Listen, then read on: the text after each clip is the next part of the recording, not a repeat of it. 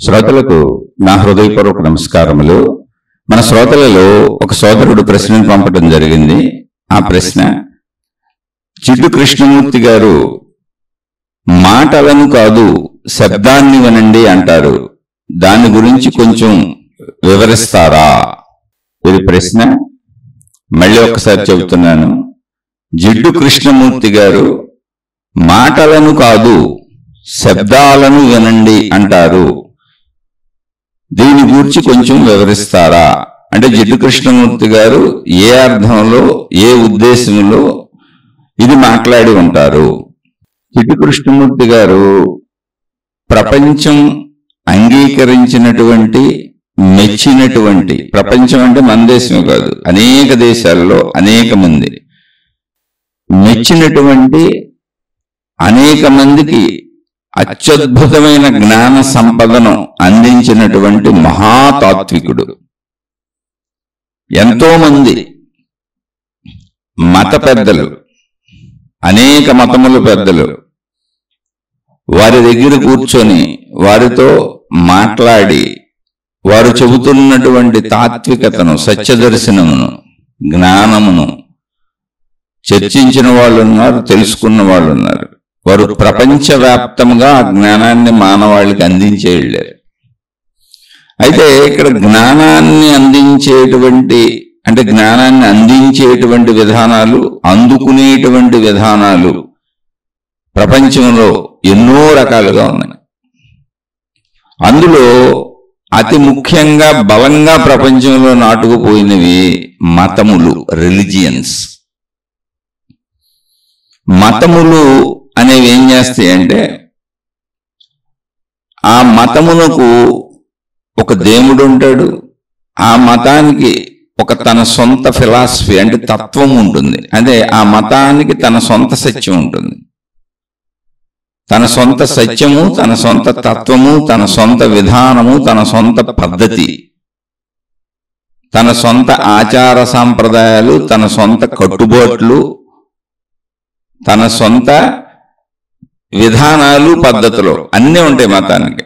అంటే మనం ఒక ఇల్లు కట్టుకున్నట్టుగా, అంటే ఒక ఇల్లు కట్టుకోవడానికి ఏం చేస్తాం, మనం ఒక స్థలం కొనుక్కొని ముందు ఈ స్థలము నాది అని ఆ స్థలానికి ఒక పరిధులు పెట్టుకొని ఏర్పరచుకొని చుట్టూ కాంపౌండ్ వాల్ కట్టేసుకుంటాం.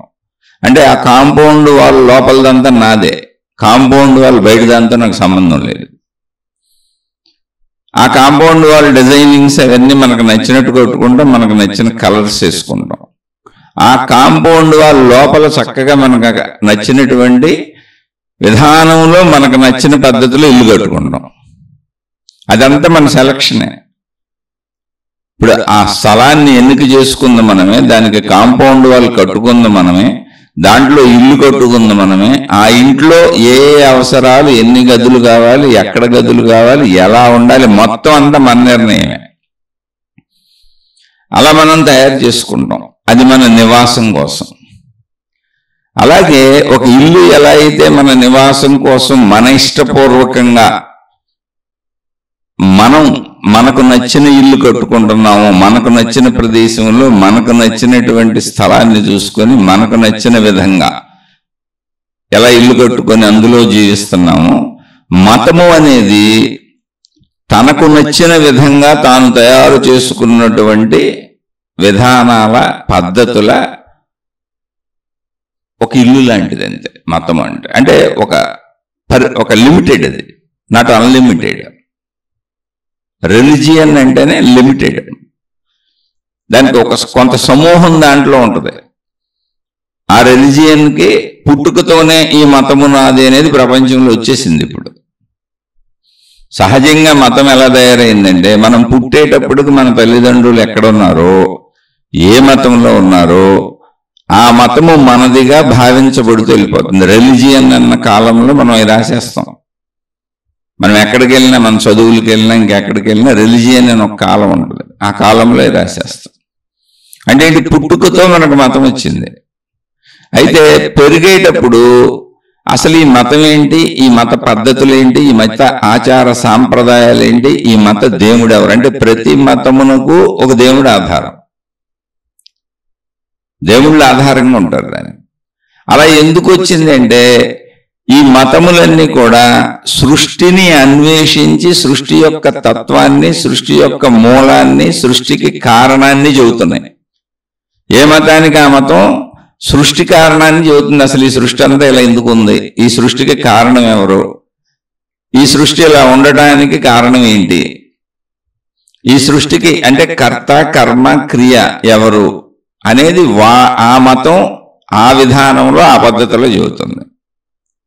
అయితే అలా ఒక్క మతమే ఉండుంటే ప్రపంచవ్యాప్తంగా బహుశా అందరూ ఆ ఒక్క మతాన్ని అంగీకరించి ఉండుంటే అసలు ఘర్షణ ఉండేది కాదేమో. కానీ ఇక్కడ ఏమైందంటే మతములు అనేకమైనవి. మతములు అనేకమవడం అంటే ఏంటి, ఈ సృష్టి ఇలా ఎందుకు ఉన్నది అంటే అసలు మతం యొక్క ఉద్దేశం ఏంటంటే సృష్టి గురించి చెప్పడమే. మనిషికి సృష్టి గురించి చెప్పినప్పుడు సృష్టి గురించి ఎప్పుడు చెబుతున్నామో ఆటోమేటిక్గా సృష్టిలోనే ఉన్న మనిషి గురించి కూడా చెప్పేస్తున్నాం. సృష్టి గురించి చెప్పాము అంటే అర్థం ఏంటి, మనిషి గురించి కూడా చెప్పేస్తున్నాం. నేనున్నాను, నా ఎదురుగా ప్రపంచం ఉంది. ఈ ప్రపంచం మొత్తానికి కారణభూతమైన వాళ్ళు ఎవరో, అసలు ఈ ప్రపంచం ఎందుకు ఉంది, నేను ఎందుకున్నాను అన్నదానికి ప్రతి మతము తనదైన శైలిలో ఆన్సర్ చెప్పింది. అలా ఆన్సర్ చెప్పి నడిపిస్తూనే ఉంది. మొత్తం మానవ జాతిలో ఏ మతము ఆ మతము ఈ సృష్టి యొక్క అర్థం ఏంటి, పరమార్థం ఏంటి, అసలు ఇది ఎందుకు ఉంది, కార్యకారణ సంబంధం ఏంటి, సృష్టికి కర్త కర్మ క్రియ ఎవరు, మనిషి యొక్క అంతిమం ఏమిటి, ఒక మనిషి పుట్టాడు చనిపోతున్నాడు, ఎందుకు పుట్టాడు ఎందుకు చనిపోతున్నాడు, ఈ మధ్యకాలంలో ఎలా బ్రతకాలి, అసలు మనిషి యొక్క గమ్యము ఏమిటి, సృష్టికి మనిషికి ఉన్న సంబంధం ఏంటి, ఈ మొత్తాన్ని చెప్పేదే మతం. అది ఒకే మతం ఉండుండి ప్రపంచమంతా దాన్నే నమ్ముతూ ఉండుంటే అసలు కన్ఫ్యూజన్ ఉండేది కాదేమో. కానీ అనేక విధానములు, అనేక పద్ధతులు ఉన్నాయి. ఆ అనేక విధానములు వచ్చినప్పుడు దేనికి దానికి మతాలు వేరు వేరు అయిపోయినాయి. అంటే నేను చెప్పేది వేరు నా మతం, మీరు చెప్పేది వేరు మీ మతం. ఈ మతానికి ఆధారం ఎవరు అంటే అసలు ఈ మతాలు అన్నింటికి కూడా ఆధారత ఉంది. ఏ మతం ఎప్పుడు పుట్టింది అంటే ఏ కాలంలో పుట్టింది, ఆ మతం ఎవరిని ఆధారంగా చేసుకొని సాగుతుంది అనేది ఆ మతానికి సంబంధించినటువంటి పుట్టుపూర్వోత్తరాలు అన్నీ ఉన్నాయి. ఒక మనిషికి ఉన్నట్టు ఒక మనిషి ఎప్పుడు పుట్టాడు, ఆ మనిషి తల్లిదండ్రులు ఎవరు, ఆ మనిషికి పేరు పెట్టింది ఎవరు, వాళ్ళ తల్లిదండ్రులు, ఆ మనిషి ఫలానప్పటి నుంచి పుట్టి జీవించుకుంటూ వెళుతున్నాడు, ఆ మనిషికి మూలం ఎవరు, వాళ్ళ తల్లిదండ్రులు ఫలానా వాళ్ళు, ఫలానా వంశం వాళ్ళదే. ఇక ఆ మనిషికి సంబంధించిన వివరాలు మొత్తం. అలాగే ఒక మతానికి సంబంధించి కూడా ఉంది. ఒక మతానికి మూల పురుషుడు ఎవరు, ఆ మతం ఎప్పటి నుంచి పుట్టింది, ఆ మత బోధలు ఏంటి, ఇవన్నీ అలా ఒక మనిషికి సంబంధించిన వివరాలలాగా అన్ని మతాలకి వివరాలు ఉన్నాయి. అన్ని మతాలకి వివరాలు ఉన్నాయి. అవి ఎప్పుడు పుట్టినాయి, ఏం పుట్టినాయి. అయితే ప్రతి మతము తనదైన శైలిలో ఈ సృష్టి గురించి మనిషి గురించి సమస్తాన్ని చెప్పింది, సంపూర్ణంగా చెప్పింది. కానీ ఏ రెండు మతములు ఒకలా చెప్పాల. ఎందుకని ఒకేలా చెప్పుంటే ఇన్ని మతాలతో అసలు అవసరమే లేదుగా. ఇక్కడ ఏ రెండు మతములు ఒకలా చెప్పాల. కానీ మొత్తం ప్రపంచ కదలిక అంటే దైవీపరంగా జ్ఞానపరంగా ప్రపంచ కదలిక మొత్తం మతాలను ఆధారం చేసుకునే ఉంది. ఎందుకని పుట్టుకతో మతాన్ని స్వీకరిస్తున్నాం. మనం స్వీకరిస్తున్నాం అంటే మనకు తెలియదు, అది ఒక యాదృచ్ఛిక చర్యగా జరిగిపోతుంది. ఇప్పుడు స్కూల్కి వెళ్తే రిలిజియన్ అంటాడు, రాయాలి అక్కడ నీ మతం ఏంటి, నువ్వు ఏ తల్లిదండ్రులకు పుట్టావో అదే నీ మతం.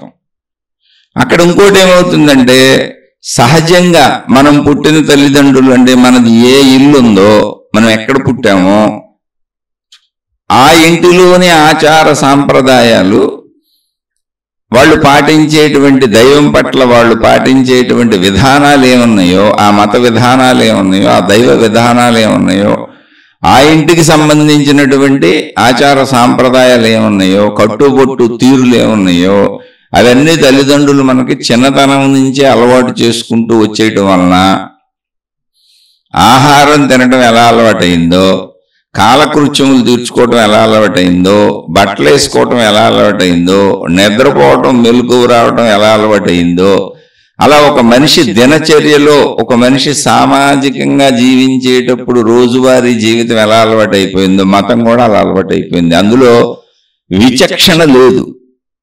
అంటే అసలు ఇది నేను ఎందుకు చేస్తున్నాను, ఈ దేవుడు ఎవరు, ఈ మతం ఏంటి అనేది లేదు, అలవాటుగా వెళ్ళిపోయింది. ఇప్పుడు బట్టలు వేసుకోవటం అలవాటుగా అయిపోయింది. ఎటువంటి బట్టలు వేసుకుంటున్నాను, నేనున్న ప్రాంతంలో అందరూ ప్రజలందరూ ఏం వేసుకుంటున్నారో, నా ఇంట్లో వాళ్ళు ఏం వేసుకుంటున్నారో, నా తల్లిదండ్రులు నాకు అవి వేశారంతే, వాటిని పట్టుకెళ్ళిపోతున్నా.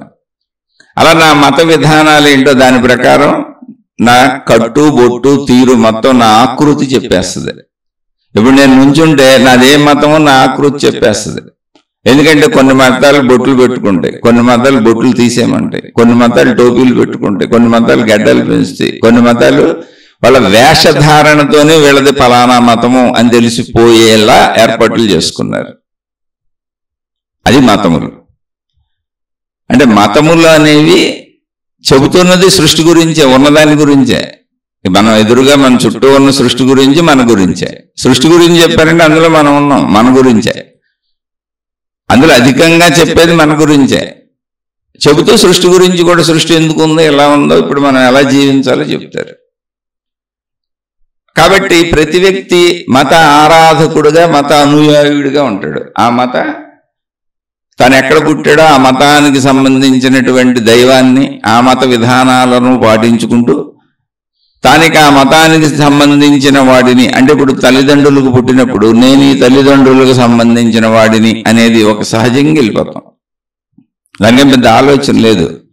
అలాగే నేను ఈ మతానికి సంబంధించిన వాడిని, ఆ మత దైవానికి సంబంధించిన వాడిని, ఆ మత పెద్దలకు సంబంధించిన వాడిని, ఆ మత ప్రార్థనాలయాలకు సంబంధించిన వాడిని, ఆ మతానికి సంబంధించిన అన్నింటికి నాకు సంబంధం ఉంది, నేను వాటితో సాగిపోతూ ఉంటాను. అందులో నేనేం చేయగలను, నాకున్నటువంటి పరిస్థితులు, అవకాశాలను బట్టి చేస్తూ ఉంటాను. ఇవి మతాలే ప్రపంచాన్ని ఇప్పుడు శాసించి నడుపుతున్నాయి మనుషుల్ని. ప్రపంచము అంటే మనుషులు. అయితే ఇది సహజముగా పుట్టుకతో వెళ్ళిపోయింది.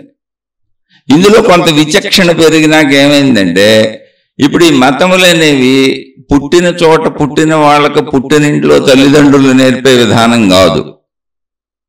ఇప్పుడు సహజంగా మనం కట్టుబొట్టు తీరు తెన్ను, మనం తినేవి, మనం తాగేవి, మనం పడుకోవటం, లేవటం, ఇటువంటి భౌతిక అలవాట్లన్నీ, సహజ అలవాట్లన్నీ కూడా మన ఇంటి పరిస్థితులను బట్టి వచ్చేస్తాయి. వాళ్ళు ఏం పెడితే తింటాం, చిన్నప్పటి నుంచి అయ్యే నేర్చుకుంటాం. కానీ మతం ఏం చేస్తుందంటే ప్రచారాలు చేస్తుంది.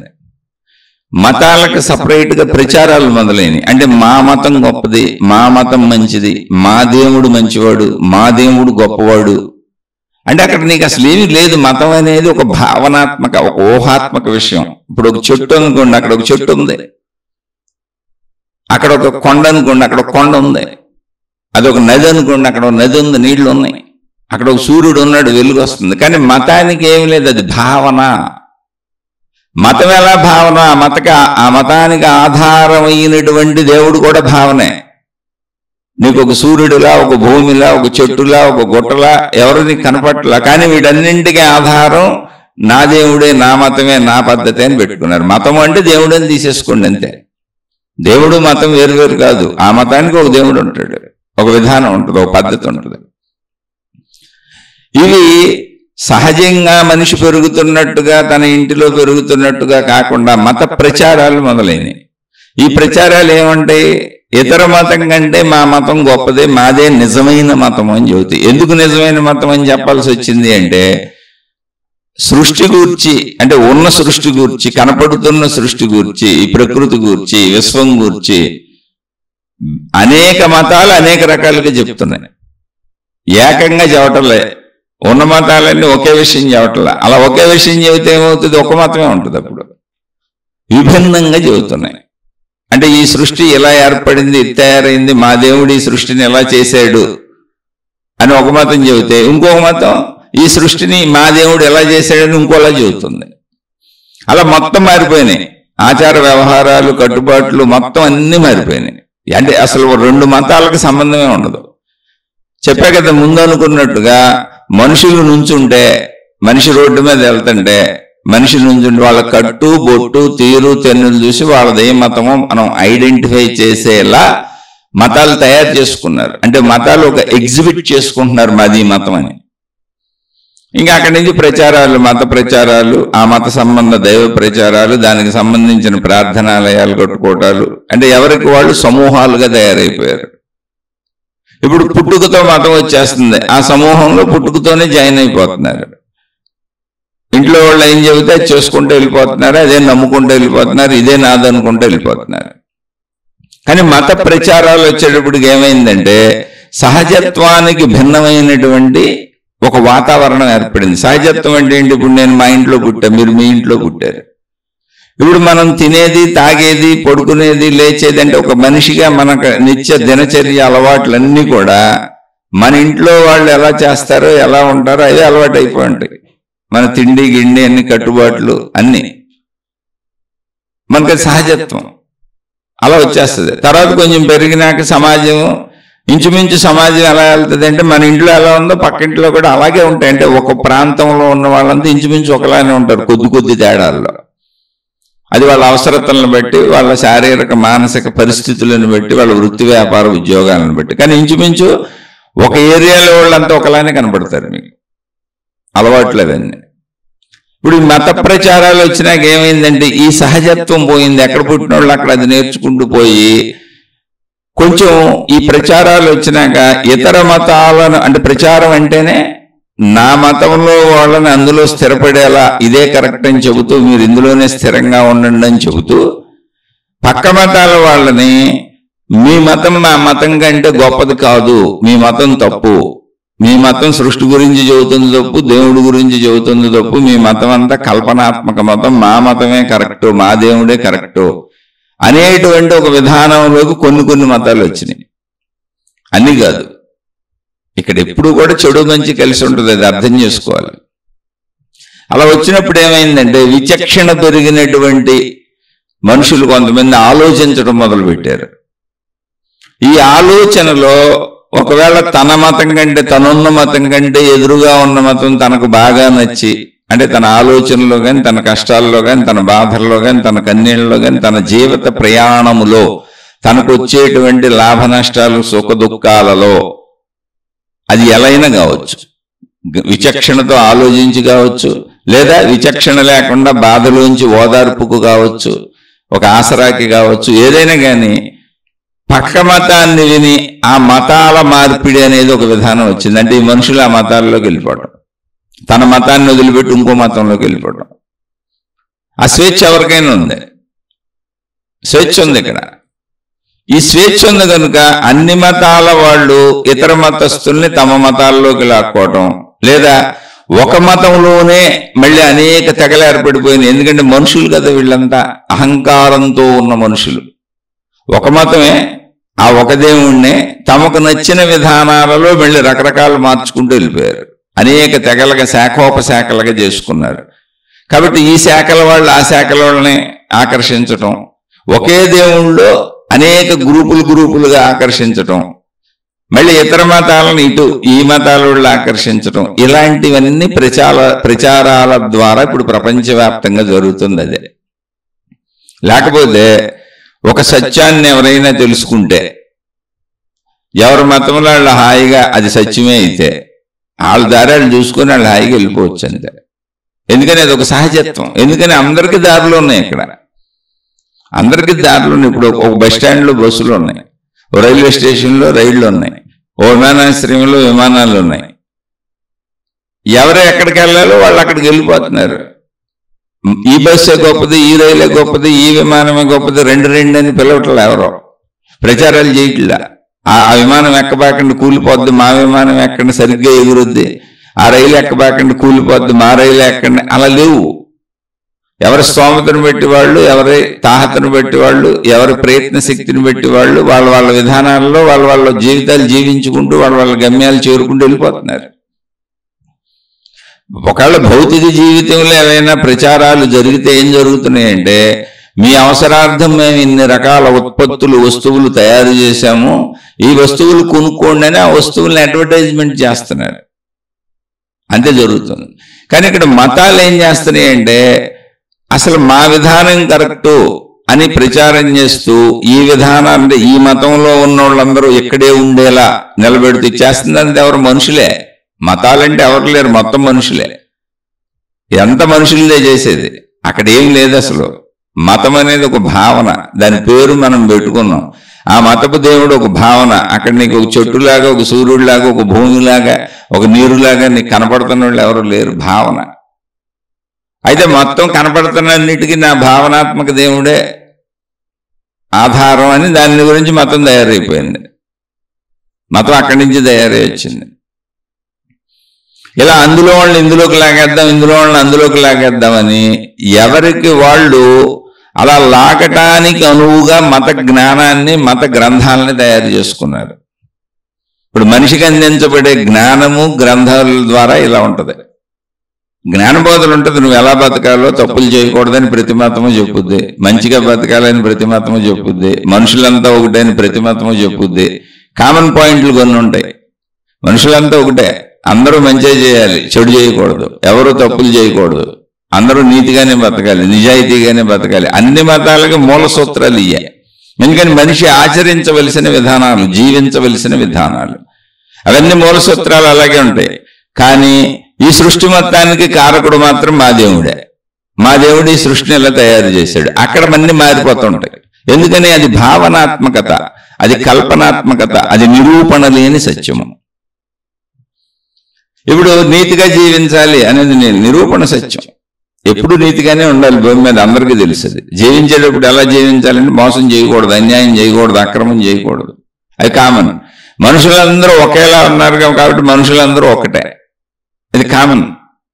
మనుషులందరూ ఒక్కటే. కానీ మా మతమే కరెక్ట్, మనుషులందరూ మా మతంలోకి వచ్చేయండి, ఇది మళ్ళీ. మనుషులందరూ ఒకటే కానీ ఆ మనుషులందరికీ కారణమైనడు మా నిజమైన దేవుడే, మీ దేవుడు కాదు, మీ మతపు దేవుడు కాదు. కాదు మీరు అందరూ మా దేవుణ్ణి పూజించేయండి. అలా నిరూపణ లేనటువంటి విషయాలను, ఊహనాత్మక భావనాత్మక విషయాలను తయారు చేసుకొని ఆచరించటానికి మాత్రం నిరూపణగా ఉన్న సత్యమైన విషయాలను అన్ని మతాలు ఒకేలా బోధిస్తాయి. భాష వేరు కావచ్చు, చెప్పే పద్ధతి వేరు కావచ్చు. అందుకని మనుషులు మతాలకు అట్రాక్ట్ ఎందుకు అవుతారంటే అన్నీ నీతిగా ఉండమని చెబుతున్నాయి, నిజాయితీగా ఉండమని చెబుతున్నాయి, మంచిగా ఉండమని చెబుతున్నాయి, ధర్మంగా ఉండమని చెబుతున్నాయి, మనుషులంతా ఒకటేం చెబుతున్నాయి, అందరికీ దేవుడు ఒక్కడేం చెబుతున్నాయి. కాకపోతే ఘర్షణ ఏంటి అంటే ఘర్షణగా ఉన్నట్టు అనిపించదు, కానీ ఘర్షణ ఏంటంటే మా దేవుడే కరెక్ట్, మా మతమే కరెక్ట్. అంటే మా దేవుడే కరెక్ట్, మా మతమే కరెక్ట్ అన్నప్పుడేమో అది భావనాత్మకత. అక్కడ అసలు ఆధారతే లేదు, అది ఊహ మాత్రమే. మిగిలిన అన్నింటికి మంచిగా జీవించండి, మంచిగా ఉండండి, మనుషులందరూ ఒకటని కళ్ళ ముందు కనపడతానే ఉన్నాయి. అది అన్నిటికీ ఆధారత ఉంది, అలాగే జీవించాలని అందరికీ తెలుసు. కాబట్టి మంచిగా జీవించే ఈ విధానాల్లో దాన్ని అనుసరించుకుంటూ వెళ్తున్నారు. తెలిసినవి తెలియనివి నమ్ముకుంటూ వెళ్ళిపోతున్నారు. నమ్మించే వాళ్ళు ఉన్నారు, నమ్ముతున్నారు, నమ్ముకుంటూ వెళ్ళిపోతున్నారు. వీటిల్లో మనుషులు కష్టాలు వచ్చినప్పుడు, బాధలు వచ్చినప్పుడు, కన్నీళ్ళు వచ్చినప్పుడు, లేదా తమ తమ గుణాల ప్రకారం వారి వారి ఆ మతపు సిద్ధాంతాలు, పద్ధతులు, విధానాలు నచ్చటము, లేదా వారికి ఏదో అనుభవాలు అంటే వారు భావించుకున్న విధంగా వారికి ఏవో స్వీయ అనుభవాలు కలగటము, ఇవన్నీ వారిని ఆ మతంలోకి లాక్కెళ్తా ఉంటే ఇలా మత మార్పుడులు వచ్చినాయి. అసలు కొన్ని మతాలు ప్రత్యేకంగా మనుషుల్ని మత మార్పిడి చేసి మన మతాల్లోకి తీసుకురండి అనేటువంటి ప్రాతిపదికనే నడుస్తున్నాయి. మత మార్పిడి అనేది ఒక గొప్ప విషయం. అది వాళ్ళకి మనుషుల్ని మన మతంలోకి తెచ్చేయటం. ఇక ఇది ఏ స్థాయికి వెళ్ళిపోయింది అంటే ఈ మత ప్రచారాలు మొదలయ్యి, దైవ ప్రచారాలు మొదలయ్యి ఏ స్థాయికి వెళ్ళిపోయింది అంటే ప్రచారం అంటేనేంటి, ఒక ఉద్దేశపూర్వకంగా చేయబడేది, సహజత్వం కాదు. అది సహజత్వం కాదు. ఇప్పుడు మనం తల్లిదండ్రులకు ఒక ఇంట్లో పుట్టాం, ఆ ఇంట్లో వాళ్ళు తినేవి మనం తినటం, నేర్చుకోవటం, ఆ అలవాట్లు మనకు అవటం, ఆ కట్టుబొట్టు తీరుతెన్నులు అలవాటు అవటం, ఆ జీవన శైలి అలవాటు అవటం, అదొక సహజత్వం. అలా వెళ్ళిపోయాం అంతే. మనం అలా ఒక సహజత్వంతో జీవించుకుంటూ వెళ్ళిపోయాం. కానీ ఇప్పుడు ఈ మత విధానాలు, పద్ధతులు వచ్చేటప్పటికి ఇవి సహజత్వం కాదు. అక్కడ నీకేం కనపడతలేదు, నువ్వు వాళ్ళు చెప్పింది నమ్ముకుంటూ వెళ్తున్నాయి. వాళ్ళు ఏం చెబుతున్నారో వాటిని నమ్ముకుంటూ వెళ్తావు నువ్వు. అంటే సహజత్వానికి భిన్నంగా ఉంటాయన్ని ఊహలు. ఊహాత్మకతలో. అందుకే అక్కడే మహిమలు మాయలు వచ్చినాయి. ఊహ ఎప్పుడు వచ్చిందో అక్కడ ఇప్పుడు సూర్యుడు ఉన్నాడు అంటే సూర్యుడు కనపడుతున్నాడు కాబట్టి వెలుగు వస్తుంది అంతే. కానీ సూర్యుడికి ఆధారమై అసలు సూర్యుడిని సృష్టి చేసిన వాడు మా దేవుడు. ఆ దేవుడు కనపడ్డు కాబట్టి అక్కడి నుంచి ఇంకెప్పుడు అసలు సూర్యుడినే సృష్టి చేసినోడు మా దేవుడు అన్నప్పుడు కనపట్ల. సూర్యుడు కనపడుతున్నాడు, వెలుగు కనపడుతుంది కాబట్టి ఆధారత ఉంది, అదొక సహజత్వంగా సాగిపోతాం. కానీ సూర్యుడినే తయారు చేసినోడు మా దేవుడు, భూమినే తయారు చేసినోడు మా దేవుడు, నీటినే తయారు చేసినోడు మా దేవుడు, ఈ సృష్టినంతా తయారు చేసినోడు మా దేవుడు. ఇలా వచ్చేటప్పటికి ఓకే, ఉన్నదాన్నే ఆధారంగా చెబుతున్నారు. సూర్యుడు ఉన్నాడు, సృష్టి ఉంది, భూమి ఉంది, పంచభూతాలు ఉన్నాయి, అన్నీ ఉన్నాయి. ఉన్న వాటిని తయారు చేసినోడు ఎవరో కనపడతారు ఇక్కడ. కానీ ఆ తయారు చేసినోడు మా దేవుడు అన్నప్పుడు ఈ ప్రచారం అనేది ఒక అసహజత్వ మార్గానికి వెళ్ళిపోయింది. అసలు ప్రచారం అంటేనే అసహజం.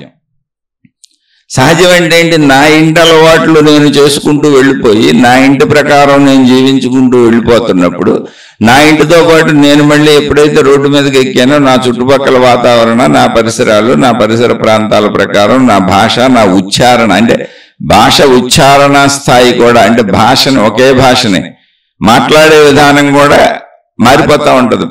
ప్లేసులు మారగానే, స్థలాలు మారగానే. ఇప్పుడు మనం తెలుగు మాట్లాడుకుంటున్నాం, తెలుగు చెప్పుకుంటున్నాం. ఇదే తెలుగుని తెలంగాణలో ఒకలా మాట్లాడతారు, రాయలసీమలో ఒకలా మాట్లాడతారు. తెలుగే ఉచ్చారణ మారిపోద్ది, అంటే ప్రొనౌన్సియేషన్, మాట్లాడే తీరు మారిపోద్ది, యాస ప్రాస మారిపోద్ది. అదంతా భాష తీరుతెన్నులు మారిపోతాయి. కృష్ణా జిల్లాలో ఒకలా మాట్లాడతారు, గుంటూరు జిల్లాలో ఒకలా మాట్లాడతారు, పశ్చిమ గోదావరిలో ఒకలా మాట్లాడతారు, తూర్పు గోదావరిలో ఒకలా మాట్లాడతారు, విశాఖపట్నంలో ఒకలా మాట్లాడతారు, శ్రీకాకుళంలో ఇంకోలా మాట్లాడతారు, విజయనగరంలో ఒకలా మాట్లాడతారు. అంటే కొద్దిగా భాషా తీరు, మాట్లాడే తీరు మారిపోతా వెళ్తుంది ఒకే భాష. అలా ప్రపంచవ్యాప్తంగా ఎన్నో భాషలు ఆ పరిస్థితులను బట్టి ఆ భాషల యాసలు కూడా మారిపోతూ ఉంటాయి. భాషలు చాలా ఉన్నాయి, అనేక భాషలు సృష్టించుకున్నాడు మనిషి. మళ్ళీ అదే భాషలో అనేక యాసలు ఉన్నాయి. అంటే ప్రచారం అసహజం అని ఎందుకు చెప్పానంటే, సహజత్వ జీవితానికి నీకు ఏది ప్రచారం అవసరం లేదు. నువ్వు ఎక్కడ పుట్టావో అలా జీవించుకుంటూ వెళ్ళిపోతావు. ఏముంది? ఇప్పుడు నేను తెలుగులో పుట్టాం, మనం ఆంధ్రాలో పుట్టాం, ఇక్కడ పెరిగాం, ఇక్కడ విషయాలన్నీ నేర్చుకున్నాం, ఇక్కడ తిన్నాం, ఇక్కడ తాగాం, ఇక్కడ చదువుకున్నాం, ఇక్కడ పెరిగాం. ఇప్పుడు మనకు ఉద్యోగం వచ్చింది, మనం తీసుకెళ్లి బాంబేలో, మహారాష్ట్రలో పడేశారు. ఏమవుతుంది? అక్కడ పరిస్థితులు నేర్చుకుంటున్నాం. అలా జరుగుతుంది. ఇతర దేశాలు వెళ్ళి ఉంటున్నారు, ఆ దేశాల వాళ్ళు ఇక్కడ వచ్చి ఉంటున్నారు, ప్రపంచవ్యాప్తంగా ఎక్కడోళ్ళు అక్కడికి వెళ్ళి నేర్చుకుంటున్నారు. ఆ పరిస్థితుల్లో ఏం దొరికినాయో వాటిని తీసుకెళ్ళిపోతున్నారు. అది ఒక సహజత్వం అయిపోయింది. సహజ జీవనం అంటే అది. ఎక్కడుంటే నేను అలా ఉన్నాను, అక్కడికి వస్తే అక్కడ ఏం దొరుకుతుందో వాటితో బతుకుతాను. అదొక సహజత్వం. కానీ మత ప్రచారం అసహజత్వం. ఏ ప్రచారమైన మత ప్రచారం, దైవ ప్రచారం, ఇవన్నీ అసహజత్వంగా ఎందుకు తయారైనవి అంటే, అసలు ఆ సహజంగా వాడు ఎందులో ఉన్నాడో అది సత్యమైతే అందులో పోతా ఉంటాడు. కానీ అది సత్యమా కాదా అని విచక్షణతో వాడు ఆలోచించుకునే అంత వాడే గ్రహించుకునేటువంటిది అసలు దైవత్వం. ఎందుకంటే దేవుడు అక్కడ కనపడ్డాడు. ఏ దేవుడు అక్కడ కనపడ్డాడు? మతం దేవుడు ఉన్నాడని చెప్పుద్ది అంతే. మతం దేవుడు ఉన్నాడని చెబుతుంది, దైవశక్తి ఉందని చెబుతుంది. కానీ నీకు అక్కడ ఏ దేవుడు కనపడ్డాడు? నువ్వు ఉన్నాడు అనుకుని భావించుకుంటూ వెళ్తావు. అక్కడి నుంచి ఇంకా ఎప్పుడైతే ఆ మనిషిని అతని విచక్షణకు వదిలేస్తామో, ఎందుకంటే ప్రతి మనిషిలోనూ విచక్షణా జ్ఞానం పెరుగుతూ ఉంటుంది, పెరుగుతున్న కొద్దిగా. ఇప్పుడు మనం కూడా అంతేగా, చిన్నప్పుడు తల్లిదండ్రులు పెంచారు, పెరిగి పెద్ద అయినాక మన ఇష్ట ప్రకారం మనం పెరుగుతున్నాం. మళ్ళీ మనం పిల్లల్ని కంటున్నాం, వాళ్ళని పెంచుతున్నాం, తర్వాత వాళ్ళ ఇష్ట ప్రకారం వాళ్ళు పెరుగుతారు. ఇక్కడ ఎవరిష్ట ప్రకారం వాళ్ళు అనేది సహజ జీవితం వచ్చేస్తుంది కొంతకాలం తర్వాత. అలాగే దైవాన్ని వ్యక్తి అన్వేషించుకోవాలి. దానికి మతంగా నువ్వు కొంత మార్గం చూపించి వదిలేయాలి. కానీ మత ప్రచారాలు ఏం చేస్తున్నాయి అంటే, అసలు ఇతర మతాలు తప్పు, నువ్వు అందులోకి వెళ్ళబాకని వీడిని ఆలోచించనివ్వకుండా చేస్తున్నాయి. ఒక మనిషిని ఆలోచించనివ్వట్లా, ఇదే కరెక్ట్ అని చెబుతున్నాయి, ఇదే నిజమని చెబుతున్నాయి, దీన్నే నమ్మాలని చెబుతున్నాయి. రెండు ఇతర మతాలు తప్పని చెబుతున్నాయి. ఒకవేళ కొద్దిగా వెళ్ళి తెలుసుకుందామని ఎవరైనా ప్రయత్నిద్దామని కించిత్ అనిపిస్తే అసలు అందులోకి వెళ్ళకూడదు, దోషం అని చెబుతున్నాయి. ఇతర మతాల గురించి, ఇతర దేవుళ్ళ గురించి, ఇతర గురువుల గురించి, ఇతర గ్రంథాల గురించి తెలుసుకోవడమే తప్పని చెబుతున్నాయి కొన్ని మతాలు, కొంతమంది గురువులు, కొంతమంది మత పెద్దలు. కేవలం మేము చెప్పింది మాత్రమే వినాలి, ఇదే కరెక్ట్, మిగిలిన తప్పు. ఒకవేళ కాదని తెలుసుకునే ప్రయత్నం చేస్తే వాళ్ళని ఇండైరెక్ట్ గా మానసికంగా బ్లాక్మెయిల్ కూడా జరుగుతుంది ఆ బోధల్లోనే. మనిషిని అలా బంధించి ఉంచుతున్నాయి మతాలు, ఓ జైల్లో తయారైనాయి. అందుకని అసహజత్వం అన్నాను. మతం ప్రచారం అయ్యి మనిషిని బంధించినప్పుడు అసహజత్వం. అయితే అన్ని అలా చేస్తున్నాయా అంటే అసలు అన్ని అలా చెయ్యు. అసలు మతం అనే పేరు లేనిదే విధానాలే ఉన్నాయి. మతం అని పేరు లేదు. ధర్మము అన్నారు, సనాతన ధర్మము. అది మతం కాదు, దానికి మతం అని పేరు పెట్టలా. మతాలు తర్వాత పుట్టినాయి. మొట్టమొదట పుట్టింది ఏంటి మనుషుల్లో అంటే ధర్మము. అంటే మనుషులు జంతువుల వలె జంతువులతో కలిసి జీవించటం మొదలుపెట్టారు. మనుషులు అడవుల్లోనే ఉన్నారు, మనుషులందరూ అడవుల్లోనే ఉన్నారు, జంతువులన్నీ అడవుల్లో ఎలా ఉంటాయో అలాగే ఉన్నారు. ఎందుకని? అడవులు అంటే ఏంటి? మొక్కలు. మొక్కలు ఉంటేనే కదా మనం తినడానికి ఏమన్నా దొరికేది. కాబట్టి జంతువులన్నీ ఆ ఆహార పదార్థాల కోసం అడవుల్లోనే ఉన్నాయి. అడవులు ఇదంతా సృష్టి సహజత్వం, వాటంతటా ఏర్పడినాయి, సృష్టి ఏర్పడ్డది. మనుషులు కూడా అలాగే ఉన్నారు. అలా ఉన్నప్పుడు మనిషికి మిగిలిన వాటికంటే ఎక్కువ జ్ఞానం ఇవ్వబడింది, అంటే మేధాశక్తి ఎక్కువ ఉంది. అప్పుడు మనిషి జంతువులా బ్రతకడం మనిషికి నచ్చలేదు. ఒక పద్ధతి లేదు, ఒక విధానం లేదు. అందరు మనుషులు నష్టపోతున్నారు. ఇంచుమించు అందరికీ నష్టం కలుగుతుంది. ఏదో బలమున్నోడికి తాత్కాలికంగా లాభం అనిపించినా ఒక బలమున్నోడి మీద 10 మంది బలహీనలు దాడి చేసినప్పుడు ఆడి బలం ఎక్కడ సరిపోద్ది? లేదా దొంగ దెబ్బ కొడితే ఎక్కడ సరిపోద్ది? ఇలా ఎప్పుడైతే ఈ ధర్మం లేని జంతు ప్రవృత్తితో జంతువులతో కలిసి జీవిస్తున్నాము, కానీ లోపల ధర్మం మనకు తెలుసు, జ్ఞానం అధికంగా ఇవ్వబడింది. అందువలన మనిషి ధర్మ ప్రవృత్తితో ఉండాలి అని ధర్మమును తయారు చేసుకున్నాడు. అందుకని ముందు మనిషి తయారు చేసుకున్నది ధర్మము. అది మతం కాదు, మనుషులందరికీ సంబంధించింది అది. అప్పటికి అసలు మతాలు పుట్టలేదు. అందుకని దాని పేరు సనాతన ధర్మము. సనాతన అనే పదానికి అంటే మనం తయారు చేసుకున్న పదాలన్నీ అర్థాలను కలిగి ఉంటాయి. ఓ పదం సంబోధన కోసం పెట్టుకున్న మనిషికి పేర్లు పెట్టుకున్నట్టు. అది వ్యావహారిక సత్యాలు. పేర్లు లేకపోతే దేన్ని గుర్తించలేంగా. భావ వ్యక్తీకరణకి భాష ఉండాలి, భాషలో ఆ పదాలకు అర్థాలు ఉండాలి. ఆ అర్థాలే మనం ఒకరికొకరు చెప్పుకున్నప్పుడు భావం తెలుస్తుంది. అలా సనాతన ధర్మము అన్నప్పుడు అది మనుషులకు సంబంధించిన ధర్మము. అంటే మనం ఇలా ధర్మంగా బతుకుదాం, జంతువుల్లో బతకద్దు, ఒక ధర్మ విధానం ఏర్పాటు చేసుకుందాం అని మనుషులే ధర్మాలు పెట్టుకున్నారు వాళ్ళకున్న జ్ఞానం చేత. బలవంతుడు బలహీనుడు దాడులు చేయటం ఇవన్నీ ఆపేస్తాం.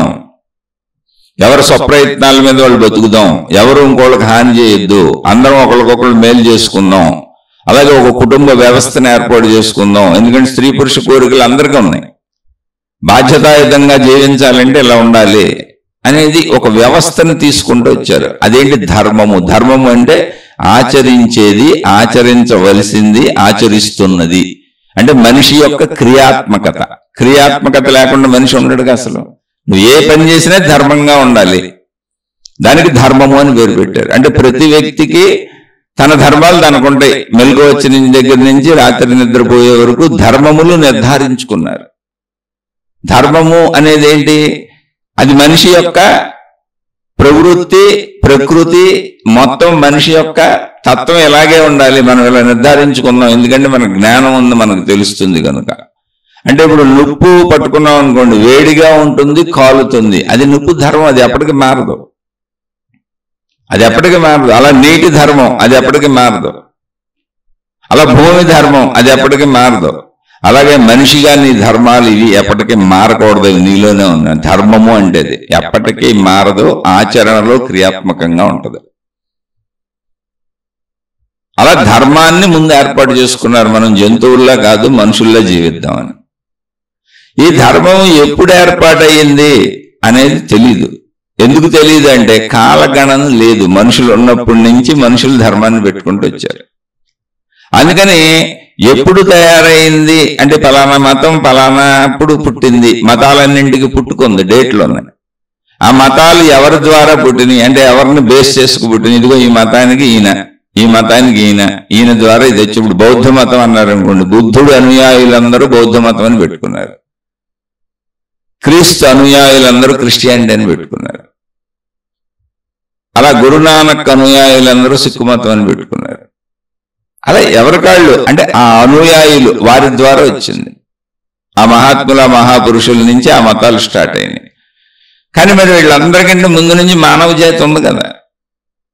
అప్పుడు మతాలు పుట్టకముందు, అసలు మతం అనేది ఏర్పాటు చేసుకోకముందు ఉన్నది ధర్మము, మానవ ధర్మము.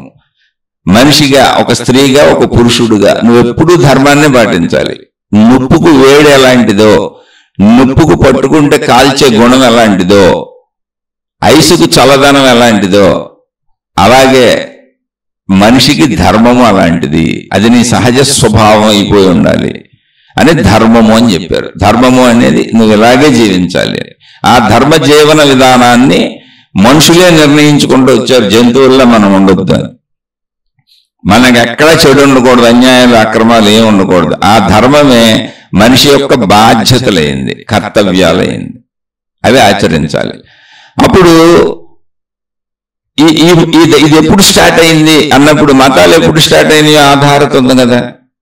అన్నింటికి కాల గణన ఉంది, దానికి మూల పురుషులు ఎవరో ఉంది, అవి మధ్యలో స్టార్ట్ అయినాయి. ఈ మతాలు స్టార్ట్ అవడానికి ముందు నుంచి ధర్మం నడుస్తూనే ఉంది మనుషుల్లో. అందుకని దాన్ని సనాతన అన్నారు. అంటే మానవ జాతి ఎప్పటి నుంచి ఉందో అప్పటి నుంచి ఉంది. సనాతన అన్నప్పుడు పదానికి ఎన్ని అర్థాలైనా చెప్పుకోవచ్చు. కానీ ఇక్కడ చెప్పబడేది ఏంటంటే, సనాతన ధర్మము అనేది మనిషికి సంబంధించిన ధర్మమే తప్ప ఇది ఒక మతము కాదు. మతములు ఏర్పడక ముందు నుంచి మానవ జాతి తనకు తాను నిర్దేశించుకుని తను ఇలా జీవించాలనుకుని పెట్టుకున్నటువంటి ధర్మ విధానము, కేవలము తన ధర్మ నడక. సనాతన అని ఎందుకు దానికి కలపబడింది అంటే, అది అసలు ఎప్పుడు ఉంది అంటే మనుషులు ఉన్నప్పటి నుంచి ఉంది. దానికి టైం లేదు, పలానప్పుడు స్టార్ట్ అయింది, పలానా ఆయనతో స్టార్ట్ అయింది, పలానా ఆవిడితో స్టార్ట్ అయింది, పలానప్పటి నుంచే మొదలైందని టైం లేదు. మానవ జాతి ఎప్పుడుందో అప్పటి నుంచి స్టార్ట్ అయింది అది. అందుకని సనాతన ధర్మము అన్నప్పుడు, సనాతన అంటే అతి పురాతనమైనటువంటి, అంటే మొట్టమొదట మానవ జాతి ఎప్పుడుందో అప్పటి నుంచి, ప్లస్ అందులో చెప్పబడిన ధర్మాలేంటి, సనాతనంలో చెప్పబడిన ధర్మాలేంటి అంటే, ఎప్పటికీ మానవులు ఉన్నంత వరకు పనికొచ్చేటువంటి ఆధునికమైన, అంటే ఎప్పటికీ నిత్యనూతనమే అవి. ఇప్పుడు మనిషి మంచిగా బతకాలి అని చెప్పారండి. ఎప్పుడు చెప్పారు? మనుషులు మానవ జాతి మొదలైనప్పుడే చెప్పారు. మానవ జాతి ఉన్నంతకాలం అది అవసరమైన పదమేగా, కొత్త పదమేగా, కొత్తగా పుట్టే వాళ్ళందరికీ ఉపయోగపడే పదమేగా. అందుకని అది ఎటువంటి సత్యం అంటే, సత్యము నిత్యనూతనము అనేటువంటి సత్యం అది. కానీ అది ఎటువంటి సత్యం అంటే, మొదటి నుంచి చివరి వరకు అదే సత్యం, మొదలు చివరు అనాల్సి వస్తే ఉన్న సత్యం అంతా అదే. అలాంటి ధర్మాలు అందులో చెప్పబడినాయి. అంతే తప్ప ఒక మతం, ఒక దేవుడు, ఒక విధానం, ఒక పద్ధతి, నువ్వు ఇందులో విడిపోవాలి, ఇలాగే కట్టుకోవాలి, ఇదే పెట్టుకోవాలి, అలా చెప్పాలి. అందులో మనిషి జీవించవలసిన జీవన విధాన ధర్మాలని చెప్పారు. అది సనాతన ధర్మము. అది జ్ఞానపరంగా ఉంటుంది. సరే, తర్వాత మళ్ళీ దాన్ని ఎవరికి ఇష్టం వచ్చినట్టు వాళ్ళు తయారు చేసుకుంటూ వెళ్తారు. అంటే మనుషులు ఎప్పుడు కూడా ఈగోయిస్టిక్ గా ఉంటారు. ఈగోయిస్టిక్ అంటే అహం, నేను అనగానే పరిమితి అయిపోతుంది. నేను అనగానే ఈ శరీరం నేను, నాకు పరిమితి. అహం అంటే ఏంటి? నేను నా పరిమితిలో హాయిగా ఉండాలి, సుఖంగా ఉండాలి, ఆనందంగా ఉండాలి, నా అహంకార తృప్తిగా నేను జీవించాలి. కాబట్టి ఇప్పుడు మళ్ళీ సనాతనం అన్నారనుకోండి, ఈ సనాతనంలో ఉన్న అహాలన్నీ దాన్ని తనకు ఇష్టం వచ్చినట్టు మలుచుకుంటూ వెళ్ళిపోతాయి. అందులో మంచివాళ్ళు దాన్ని ఉన్నట్టుగా చెప్పుకుంటూ వెళ్తారు. ప్రతి దాంట్లో మంచి చెడులు ఉంటాయి. తర్వాత ఈ సనాతన ధర్మం ఏదైతే ఉందో, ఈ ధర్మం నుంచే నేర్చుకుంటూ, ఈ ధర్మ విషయాలనే తెలుసుకుంటూ ఎవరికి వాళ్ళు కొత్త మతాలను తయారు చేసుకున్నారు. అంటే ఇందులో విషయాలనే చెబుతా వెళ్ళారు. ఇప్పుడు గౌతమ బుద్ధుడు ఉన్నాడు, మహానుభావుడైన ఆయన అసలు బౌద్ధ మతమే తయారు చేయలేదు. కానీ ఆ ధర్మం, అప్పట్లో ఉన్నటువంటి ధర్మ విషయాలను ఆయన బోధించారు. ఆయన బోధించడానికి ముందు ఆయనకి ఎలా తెలుసు? మనం ప్రాక్టికల్ గా ఆలోచించాలి. అంటే అప్పట్లో ఉన్నటువంటి నడుస్తున్నటువంటి సనాతన ధర్మ విషయాలను తెలుసుకున్నారు ఆయన. అయితే ఆ సనాతన ధర్మ విషయాలను చెప్పేవాళ్ళు ఎవరో, పాటించేవాళ్ళు ఎవరో, ఆచరించేవాళ్ళు ఎవరో, అంత మనుషులేగా. ధర్మాన్ని బోధించి చెప్పి ఆచరింపజేసేవాళ్ళు, ఆచరించేవాళ్ళు ఇద్దరు మనుషులేగా. ఈ చెప్పబడుతున్నప్పుడు కొందరు వాళ్ళకు అనుకూలంగా చెప్పుకొని ప్రజల్ని గందరగోళం చేయడం మొదలుపెట్టారు. ఎప్పుడు ప్రతి దాంట్లో మళ్ళీ మంచివాళ్ళు ఉంటారు, దొంగలు ఉంటారు. మంచివాళ్ళు మంచిగా చెబుతున్నారు, మంచినంతా బుద్ధ భగవానుడు తీసుకున్నాడు, అందులో ఉన్న చెడునంతా ఆయన రిఫైన్ చేసేసాడు. మనం బట్టలు ఉతుక్కున్నాడు. ఇప్పుడు మనం బట్టలు వేసుకున్నప్పుడు మంచి బట్టలు అయ్యి, తర్వాత మనకి చెమట పెట్టింది, ఆ బట్టలు వేసుకు తిరుగుతుంటే చెమట పెట్టింది, బయట నుంచి మట్టి పడింది. అలా బట్టలు వేసుకొని రోజంతా తిరిగి పనులు చేసుకుంటుంటే మన శరీరం నుంచి వచ్చినటువంటి పనికిరాని వ్యర్థాలు, బయట నుంచి వచ్చినటువంటి దుమ్ము ధూళి అంతా బట్టల మీద పడింది. అందుకని ఏం చేస్తాం, మరుసటి రోజు మళ్ళీ ఆ బట్టలు ఉతికేసుకుంటాం, మళ్ళీ శుభ్రం చేసుకుంటాం. అంటే ఏంటి, ఆ బట్టల్లో ఉన్న మురికినే తీస్తాను తప్ప బట్టలను పారేయం. మళ్ళీ బట్టలనే మురికి లేని బట్టలుగా తయారు చేసుకుంటాం. అలాగే ఎప్పుడు ధర్మములు, విధానములు, మతములు సాగుతున్నప్పుడు ఆ సాగుదలలో కొంతమంది అందులో చేరి దానికి మురికిని అంటిస్తూ ఉంటారు. ఎందుకని, తమ అనుకూలత కోసం ప్రజల్ని తమ అనుయాయులుగా చేసుకుని వాళ్ళ డబ్బు కొట్టేయటం, వాళ్ళ సేవలు కొట్టేయటం, వాళ్ళని నమ్మించేయటం, తాము బతకడానికంటే. మనిషి ఎప్పుడు అంతే, ఇంకా మనిషి ప్రయత్నం ఏంటి, నేను ఇప్పుడు దొంగలు ఎందుకు దొంగతనాలు చేస్తున్నారు, పనులు చేసుకోవచ్చు అంటే పని చేసుకున్నోడి దగ్గర ఎత్తుకుపోతే ఈజీగా ఉంటుంది. ఒకసారి దొంగతనం చేసి ఎత్తుకుపోవచ్చు. తప్పులు ఎందుకు చేస్తాను, ఇంతే ఈజీ మార్గం కావాలి మాకు. అలాంటి వాళ్ళు అందరూ వీటిల్లో దూరిపోతారు. అప్పుడు ఆ ధర్మం పేరు మీద, ఆ మతం పేరు మీద, ఆ మార్గం పేరు మీద, ఆ జ్ఞానం పేరు మీద ప్రజల్ని మళ్ళీ మోసం చేయొచ్చు. వీళ్ళు దొంగలు అన్ని ప్లేసుల్లోకి వస్తారు. ప్రపంచం అంతా చెడు ఉంటుంది, మంచి ఉంటుంది. అందులో మంచోళ్ళు ఎవరు, చెడ్డోళ్ళు ఎవరు మనకు తెలియదు, వెతుక్కుంటూ వెళ్ళవలసిందే. అలా సాగుతున్నప్పుడు ఈ బుద్ధుడు అనేటువంటి ఆయన, లేదా ఒక క్రీస్తు అనేటువంటి ఆయన, లేదా ఏ మత పెద్దలైనా ఆయా కాలాలలో ఆయా ప్రదేశాలలో సాగుతున్నటువంటి విషయాలలో మంచిని తీసుకొని చెప్పి చెడుని తొలగించే ప్రయత్నం చేశారు. మనం బట్టలు ఉతుక్కున్నట్టుగా, మన శరీరాన్ని శుభ్రం చేసుకున్నట్టుగా. అందుకని అది నచ్చిన వాళ్ళు ఎవరు దీనికోసం పాటుపడ్డారో వాళ్ళ పేర్లే పెట్టుకొని వాళ్ళు చెప్పిన మంచిని, వాళ్ళు తీసేసిన చెడుని తీసేసి ఆ చెడుని తొలగించి ఆ మంచిని మాత్రమే పెట్టుకొని అదొక మతంగా తయారు చేసుకొని మేము ఈ మార్గంలో వెళ్తున్నాం, మేము బుద్ధుడు అనుయాయులం, మేము క్రీస్తు అనుయాయులం, మేము గురునానక్ అనుయాయులం అని వెళ్ళటం, మంచిని పట్టుకొని వెళ్ళటం మొదలుపెట్టారు. అక్కడి నుంచి మతాలు వచ్చినాయి. మళ్ళీ అలా ఇప్పుడు ఆ మతాలు సాగుతున్నాయి అనుకోండి, అందులో మళ్ళీ ఎవరు అహంకారపూరిత మనుషులేగా. అందుకని మళ్ళీ వాళ్ళు వాటిని అనేక ముక్కలుగా, శాఖోపశాఖలుగా విడదీస్తూ ఉంటారు. నా శాఖ వేరు, నీ శాఖ వేరు, నా గొడవ వేరు, నీ గొడవ వేరు. ఎందుకనంటే ఇది ఇంతే, మనిషి అహంకారంతో ఉంటాడు. ఇప్పుడు ఇలా వచ్చినాయి. ఇదంతా ఎందుకు చెప్పానంటే అసలు ఒక రిలిజియన్, ఒక మతం అనేది ఇప్పుడు ప్రపంచాన్ని శాసిస్తున్నది. మొత్తం మనుషులందరూ ఏదో ఒక మతానికి చెందిన వాళ్ళే ఉంటారు, మొత్తం మానవాళ్ళే. ఒకవేళ ఏ మతమునకు చెందిన వాళ్ళు అనుకోండి, వాళ్ళు నాస్తిక మతం, నాస్తికులు. మేము అసలు దేవుడినే నమ్మమంటారు, దేవుడు లేడంటారు, హేతువాదులు, నాస్తికులు, మానవవాదులు, ఇలా పేర్లు ఉన్నాయి. మళ్ళీ పోనీ అదొక మతం, నాస్తిక మతం అనుకుంటే అయిపోయింది. అంటే మతం అంటే ఏం లేదు, అభిప్రాయం, మతిలోంచి పుట్టింది మతం. అభిప్రాయం, మేము ఈ అభిప్రాయాలు మేము పెట్టుకున్నాం, ఆ ప్రకారం మేము పోతాం అంతే. ఇక్కడ జిడ్డు కృష్ణమూర్తి గారి పేరు వచ్చింది కాబట్టి ఇంత చెప్పాల్సి వచ్చింది. అసలు ఎంత చెప్పాను, ఎందుకనంటే ఆయన కూడా ముందు తన చిన్నతనంలో ఇటువంటి మత విధానాలతో నడుస్తున్నటువంటి ఒక సంస్థని అనుసరించి ఆ సంస్థ వాళ్ళు ఆయన్ని తీసుకెళ్ళిపోయారు. చిన్నప్పుడే ఆయన్నే, ఆయన తమ్ముడిని తీసుకువెళ్ళి ఈయన గొప్పవాడవుతాడు అని వాళ్ళు భావించుకొని ఆయనకి అన్ని నేర్పించి ఆయనకి చెబుతూ వాళ్ళు చెప్పినవన్నీ ఆయన జగద్గురువుగా ఆ సంస్థకు ప్రకటించి ఒక సంస్థ పెట్టారు. ఆ సంస్థకు ప్రకటించి ఆయన ద్వారా ప్రపంచ మానవాళికి వాళ్ళు చెప్పమన్న విషయాలను ఆయన చెప్పడం మొదలుపెట్టారు.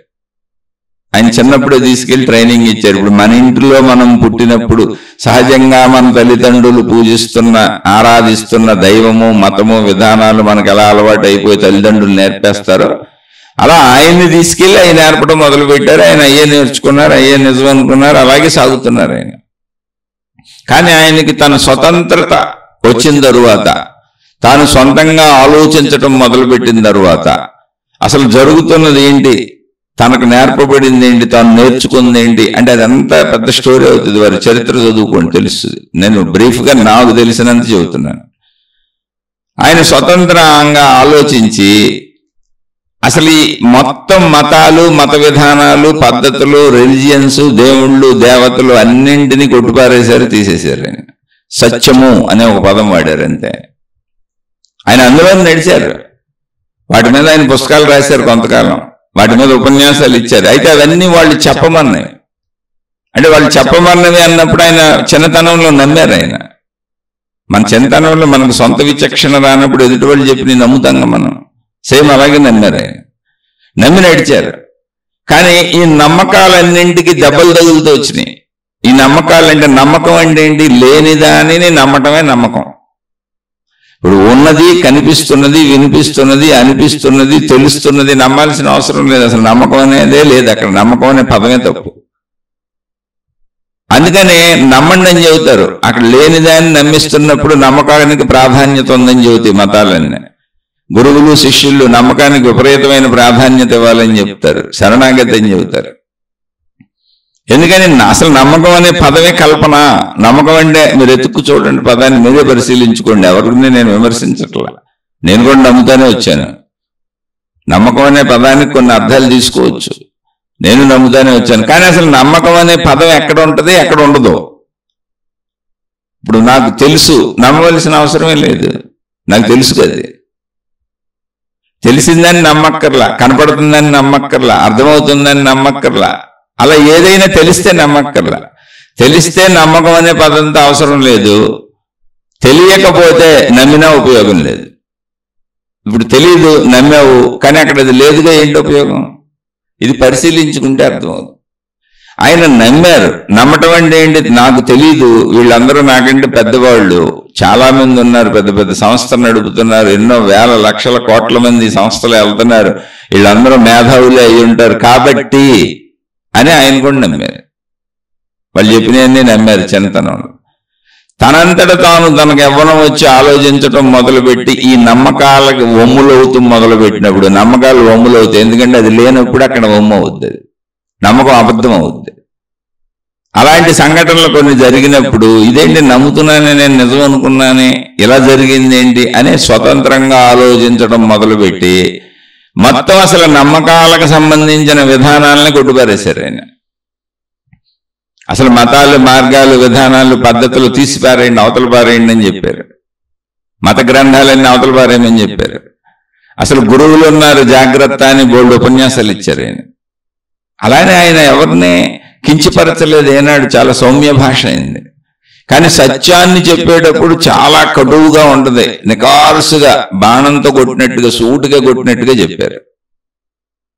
అలానే ఆయన ఎవరిని విరోధించలేదు, విభేదించలేదు. ఆయన్ని అందరూ ప్రేమించారు, ఆయన అందరినీ ప్రేమించారు. కానీ మతములు, మార్గములు, విధానముల గురించి ఆయన చెప్పినటువంటి ఒక ఉదాహరణ ఇక్కడ మనం చెప్పుకోవాలి. ఆయనే చెప్పింది సత్యము నిత్యనూతనము అని. సత్యము నిత్యనూతనం అన్నప్పుడు నేను ఇందాక చెప్పాను, సనాతన ధర్మము అన్నప్పుడు సనాతన ధర్మాన్ని భ్రష్టు పట్టించేటువంటి వాళ్ళు చాలా మంది ఉండొచ్చు. కానీ ధర్మం భ్రష్టు పట్టదుగా మనుషులు భ్రష్టు పట్టించి ఉండొచ్చు. మనుషులు తమకు అనుకూలంగా దాన్ని మలుచుకున్నప్పుడు అది పాడై ఉండొచ్చు, అది మన వేరే విషయం. మనుషులు అన్ని చోట్ల దొంగలు ఉంటారు, అన్నిటినీ పాడు చేస్తారు. అన్ని చోట్ల మంచోళ్ళు ఉంటారు, అన్నిటిని బతికిస్తారు. కానీ ధర్మం, సనాతన ధర్మం పాడదు. సనాతన ధర్మం అంటే మనుషుల ధర్మము అంతే. అక్కడ చెప్పాను నేను, సనాతన అనే పదానికి అర్థం ఏంటంటే అతి పురాతనమైన, అంటే ఉన్న సత్యం అదే. ఆ ధర్మంగానే మనిషి జీవించాలి, అదే సత్యం. కానీ అది ఎటువంటి సత్యం ఎప్పుడో చెప్పారు లేండి, పాత్యంతకాయ పచ్చడి, ఇప్పుడు ఈ కాలంలో పనిచేయదు కాదు. నిత్యనూతనము అంటే సింపుల్, దానికి ఒకటే లేని. మనుషులు ఎప్పుడు మంచిగానే ఉండాలి, ఎవరిని మోసం చేయకూడదు, ఎవరిని అన్యాయం చేయకూడదు, ధర్మంగా మంచిగా చక్కగా బతకాలి, మీ బాధ్యతలు మీరు చక్కగా నిర్వర్తించాలి, తప్పులు చేయకూడదు. ఇది ఎప్పటికైనా మారుతుందా మనుషులకి?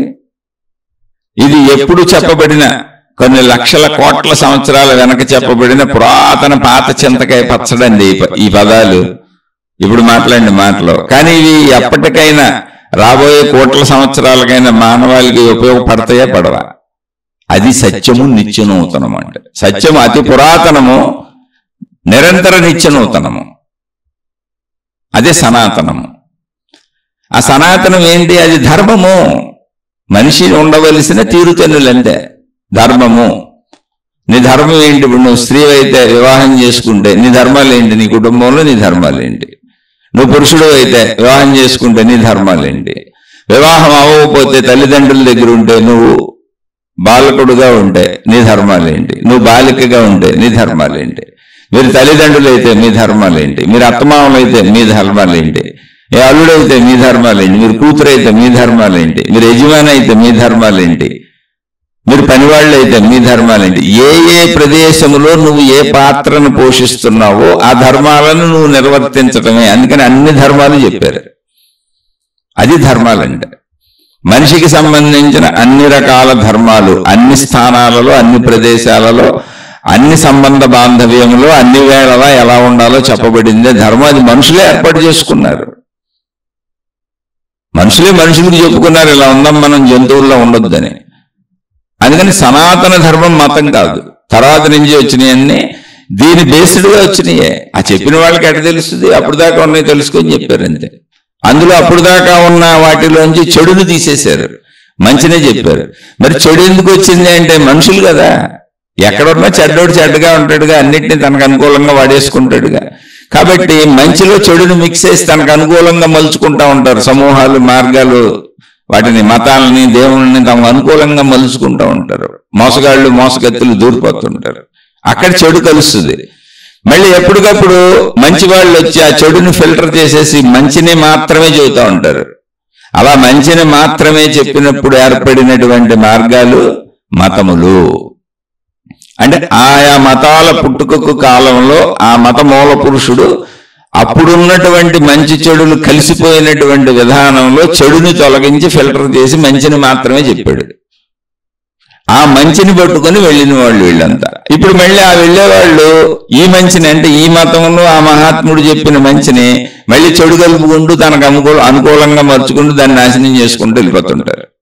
మంచోళ్ళు మంచిగా తీసుకెళ్తుంటారు, చెడ్డోళ్ళు దూరం నాశనం చేసుకుంటూ వెళ్ళి అదే విభిన్న శాఖలు, విభిన్న విధానాలు, విభిన్న పద్ధతులు, ఒకళ్ళొకళ్ళతో కలవరు. కారణం ఏంటి అంటే అహం. ఇప్పుడు అంతా మంచి అయితే, అహంకారం లేకపోతే, చెడుని అందులో కలపకపోతే అందరూ కలిసే ప్రయాణిస్తారు. ఇప్పుడు ఒక రైలు ఉంది, అన్ని మతాల వాళ్ళు ఎక్కేస్తారు. ఓ బస్సు ఉంది, అన్ని మతాల వాళ్ళు ఎక్కేస్తారు. ఒక కిరాణా షాపులో అన్ని మతాల వాళ్ళు కొనుక్కుంటారు. మొత్తం ప్రపంచంలో వినియోగ వస్తువులు, మనిషికి అవసరమైనటువంటి విషయాలు, పనులు అన్ని మతాల వాళ్ళు చేసుకుంటారు ఒకే చోట. ఎటువంటి విభేదం లేదు, ఎటువంటి విరోధము లేదు. కానీ దేవుడి దగ్గరికి, మతం దగ్గరికి, ప్రార్థనాలయం దగ్గరికి వచ్చేటప్పుడు మాత్రమే మతం విరోధం ఉంది. అదే గాలి అందరూ పీల్చుకుంటారు, అదే భూమి మీద అందరూ ఉంటారు. అంటే గాలికి మతం లేదు, భూమికి మతం లేదు, నీటికి మతం లేదు, పంచభూతాలకు మతం లేదు, మనుషులు తయారు చేసినటువంటి, మనుషులు పండించినటువంటి వస్తువులు, బ్రతకడానికి అవసరమైనటువంటి వాడుకునే వాటికి మతం లేదు. కానీ మనిషి తనకు మాత్రం మతాన్ని అంటిపెట్టుకుని అతుక్కుపోయి ఉంటాడు. బతకడానికి మళ్ళీ అన్ని ఏ మతముడు పండించినైనా కొనుక్కుంటాడు, ఏ మతముడు పండించినైనా తింటాడు, ఏ మతం వాళ్ళు అయినా అన్ని తింటారు. హోటల్ పెడితే అన్ని మతాల వాళ్ళు వెళ్తారు. చాలా చిత్రమైన భావం చూడండి. ఎంత మనిషి మాయ అంటే ఏంటి ఇక్కడ అర్థం చేసుకోండి. ఇదే మాయ. మతాన్ని మించిన మాయ లేదు అసలు. నా దేవుడు, నా ప్రార్థనాలయం, నా కట్టుబొట్టు, నా స్టైల్కి మాత్రం మతం ఉంటుంది. మళ్ళీ నా ఉద్యోగాలు, వ్యవహారాలు, వృత్తి వ్యాపార ఉద్యోగాలకు మతం ఉండదు. ప్రపంచంలో నేను బతకడానికి మతం ఉండదు. ఆ రోడ్డు మీద అన్ని మతాల వాళ్ళు వెళ్తారు. ఆ గాలిని అన్ని మతాల వాళ్ళు పీల్చుకుంటారు. ఒక కంపెనీ తయారు చేసిన వాహనాలు అన్ని మతాల వాళ్ళు కొనుక్కుంటారు. ఆ కంపెనీలో పనిచేసే వాళ్ళు అన్ని మతాల వాళ్ళు ఉంటారు. డబ్బుకు మతం లేదు, రూపాయి కాగితంగా మతం లేదు. ఆ మతమోడిని నేను పుచ్చుకోనని చెప్పడు. ఆ మతమోడు దేవుణ్ణి నేను పుచ్చుకోను, ఆ మతపు దేవుణ్ణి ద్వేషిస్తాను, ఆ మతపు విధానాలు, పద్ధతులు ద్వేషిస్తాను, ఆ మతం మంచిది కాదంటాను. కానీ డబ్బు మాత్రం అన్ని మతాలకు ఒకటే. మాయ అనేది మనం ఎలా అల్లుకున్నామో ఈ మతాల్లో ఎంత బాగా కనబడుతుందో చూడండి. అదే చెప్పారు జిడ్డు కృష్ణమూర్తి గారు. అంటే నేను నా బాణీలో చెప్పాను, ఆయనంత చెప్పగలిగిన గొప్పవాడిని కాదు నేను. నాకు అర్థమైనంత కొంచెం వివరించానంతే. ఒకసారి ఆలోచించండి, మీకే అర్థమవుతుంది. ఏ విషయంలోనూ మతం పనిచేయదు. బతకడానికి అవసరమైన ఏ విషయంలోనూ మతం పనిచేయదు. బ్రతుకుకు సంబంధించిన ఏ విషయాల్లోనూ మతం పనిచేయదు. కేవలం భావనాత్మకతగా నాది మతం అని అంటిపెట్టేసుకొని మత యుద్ధాలు కూడా చేసేసుకుంటాం. దేశాలు కొట్టేసుకుంటాయి, మనుషులు కొట్టేసుకుంటారు. మత మూర్ఖత్వాన్ని పెంచుకుంటాం. అందుకని ఆ మూర్ఖత్వంలోకి బయటికి రండి అని మతము అనే చోట, దేవుడు అనే చోట నేను సత్యము అనే పదం వాడతాను అని ఆయన చెప్పారు. సత్యము నిత్యనూతనము అన్నారు. నేను మతము అనే పదం వాడను, దేవుడు అనే పదం వాడను. ఎందుకంటే నేను మతం అంటే వింటున్న వాళ్ళు ఎవరి మతం వాళ్ళు గుర్తు చేసుకుంటారు. నేను చెప్పేది గుర్తురాదు మీకు, ఎవరి మతం వాళ్ళకి గుర్తొస్తుంది. అనేక మందికి అనేక మతాలు గుర్తొస్తాయి. నేను దేవుడు అంటే ఎవరు ఏ దేవుణ్ణి పూజించుకుంటున్నారో మీకు మీ దేవుడు గుర్తొస్తాడు. కానీ నేను అన్ని రకాల దేవుళ్ళ గురించి, అన్ని రకాల మతం గురించి నేను చెప్పట్లేదు. నేను ఒక విషయమే చెబుతున్నాను. అందుకని దానికి సత్యము అని పేరు పెడుతున్నానని ఆయనను తీసుకువెళ్ళి ఏ సంస్థ అయితే అన్ని నేర్పి ఇలా చెప్పు, ఇది చెయ్యి అని ఆయనకి అన్ని నేర్పారో ఆ సంస్థని వదిలేసి బయటకు వచ్చారు. ఆయన నేనేం జగద్గురువుని కాదు, ఈ సంస్థకి నాకు ఎటువంటి సంబంధము లేదు, అసలు నేను గురువునే కాదు, గురువులు ఉన్నారు జాగ్రత్త అని అనేక శీర్షికలు చెప్పారు. నాకెవరు శిష్యులు లేరు, నాకు సత్య దర్శనం అయ్యింది, నేను ఆ సత్యాన్ని మీకు చెబుతాను. సత్య దర్శనం అవడం అనేది ఒక పెద్ద అద్భుతమైన చర్య ఏమి కాదు. ఈ మత బంధనాలలోంచి, మూర్ఖత్వ మూఢత్వ ఆలోచనలోంచి బయటకు రాగలిగితే సత్య దర్శనం ఎవరికైనా అవుతుంది అని చెప్పారు. అలానే మతాలన్నీ చెడ్డయని ఆయన చెప్పలా, మార్గాలన్నీ చెడ్డయని చెప్పలా. అందులో మంచిని తీసుకోండి, చెడును వదిలేయండి, పరిమితిలో అతుక్కుపోకండి, అనంతత్వంలో విహరించండి. ఎందుకంటే మనిషికి అంత జ్ఞాన సంపద ఉంది అని చెప్పారు. అంతే. ఆయన ఎవరిని నిందించలా, ఎవరిని కష్టపెట్టలే, ఎవరిని బాధ పెట్టలా, ఉన్న విషయాన్ని ఉన్నట్టుగా చెప్పారు. అలా చెబుతున్నప్పుడు ఆయన చెప్పే ధోరణిలో, వారి శైలిలో వారు అనేక రకాలుగా చెప్పారు. ఆ అనేక రకాలుగా చెప్పినప్పుడు వచ్చినటువంటి వాక్యాలలో ఒక వాక్యం ఇది అయి ఉండవచ్చు. ఎందుకంటే ఇది నేను పూర్తిగా వినలేదు ఎక్కడ. ఇప్పుడు మన సోదరుడు అడిగింది, మాటలు కాదు శబ్దాలు వినండి అని. అసలు కృష్ణమూర్తి గారి గురించి ఎంత చెప్పినా తక్కువే. మనం బ్రీఫ్గా అర్థం అవడానికి కొంత చెప్పాను. మీకు కావలసిన వాళ్ళు ఆయన గురించి తెలుసుకోండి. చాలా పుస్తకాలు ఉన్నాయి వారి మీద, చక్కగా చదవండి, సత్యం తెలుస్తుంది. అలానే మతాలను వదిలేసేం పారిపోక్కర్లా, దేవుళ్ళని వదిలేసేం పారిపోక్కర్లా. అందులో ఉన్న మూర్ఖతని, చెడుని వదిలేసాయి. ఇప్పుడు నా మతం గొప్పది, పక్కవాడిని కొట్టమంది అనుకోండి, అది చెడు కదా, కొట్టకూడదు, తప్పది. నా మతం లాగానే వాళ్ళు, నేను అలాగానే వాళ్ళు, వాళ్ళకో దేవుడు, వాళ్ళకో విధానం, వాళ్ళ పద్ధతి. ఏదో ఒక నమ్మకానికి మంచిగా బతకడానికి ఏర్పాటు చేసుకున్న వ్యవస్థ మతం, అంతే. దాని గురించి మనం ఎందుకు గొడవలు పడతాం, కొట్టుకోవటం అనేటువంటి జ్ఞానం కలిగినప్పుడు సత్యం కాదు. నా మతమే గొప్పది, నేనే గొప్పవాడిని అన్నప్పుడు మూర్ఖత్వం, మూఢత్వం. అసలు నా తప్ప ఇంకోటి వినకూడదు, నా తప్ప ఇంకోటి చేయకూడదు, నా తప్ప ఇంకో చోటకి వెళ్ళకూడదు, నా మతమే కరెక్ట్ అని మనుషుల్ని జైల్లో పెట్టినట్టు పెట్టి, బ్లాక్మెయిల్ చేసి, ఇండైరెక్ట్ గా బెదిరించి, నన్ను దాటెళ్తే మీరు నష్టపోతారు, హాని పడతారు, మీరు కష్టపడతారని మనుషుల్ని బెదిరింపులతో మతాలలో, దేవుళ్ళ దగ్గర ఉంచేసేటువంటి దౌర్భాగ్యమైనటువంటి విధానాలు అసలు ఉండకూడదు. అందులోంచి స్వేచ్ఛను ప్రసాదించింది కృష్ణమూర్తి గారి తత్వం.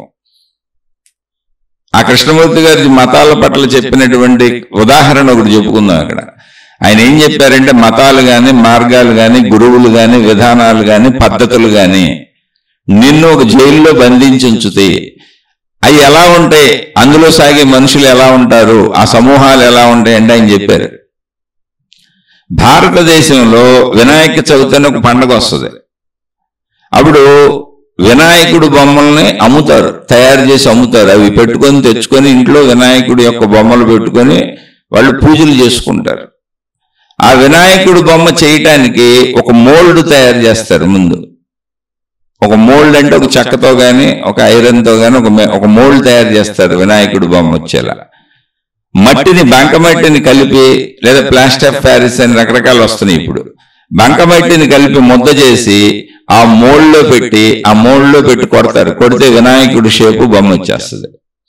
అలా వందల, వేలు, లక్షల బొమ్మలు తయారైపోతానే ఉంటాయి వినాయకుడిలాగా. అలా మతములు అనేవి ఒక మోల్డ్ తయారు చేసి, ఆ మోల్డ్లో మిమ్మల్ని ఇరికిచ్చేసి మిమ్మల్ని అలా తయారు చేస్తున్నారు. ఇక ఆ సమూహం అంతా అలాగే ఉంటది అని చెప్పారు ఆయన. ఆయన ఏమంటారంటే, మీరు మోల్డ్లో ఇరుక్కుపోవటం కాదు, మీరు ఒక అనంతత్వం, మీరు ఒక సజీవత్వం, మీరు ఒక ప్రాణం, మీరు ఒక అనంతులు, సత్యం. మీరు ఒక మూలలో బొమ్మలాగా ఎందుకు ఇరుక్కుపోతున్నారు? మతాన్ని మీ అనంతత్వానికి అనువుగా వాడుకోండి, ఆ జ్ఞానాన్ని మీ అనంతత్వానికి అనువుగా వాడుకోండి, మీ స్వేచ్ఛకు అనువుగా వాడుకోండి. మీరు జైళ్ళల్లో బంధింపబడినటువంటి వాళ్ళలా కాదు. ఒక మతంలో ఉన్న వాళ్ళందరూ ఆ బొమ్మలు ఎలా ముద్రలు కొడితే ఒకే బొమ్మ బయటకు వస్తుంది ఆ మోళ్ళలోంచి, అలా ఒకేలా అయిపోతున్నారు, ఒకే విషయాన్ని తీసుకుంటున్నారు. అది ఎలా కుదురుతుందని చెప్పారు. అలా ఒక మూర్ఖత్వంలో, ఒక మూఢత్వంలో మిమ్మల్ని మీరు బంధించుకోబాకండి. మిమ్మల్ని బంధించే వాళ్ళు చాలా మంది తయారవుతారు.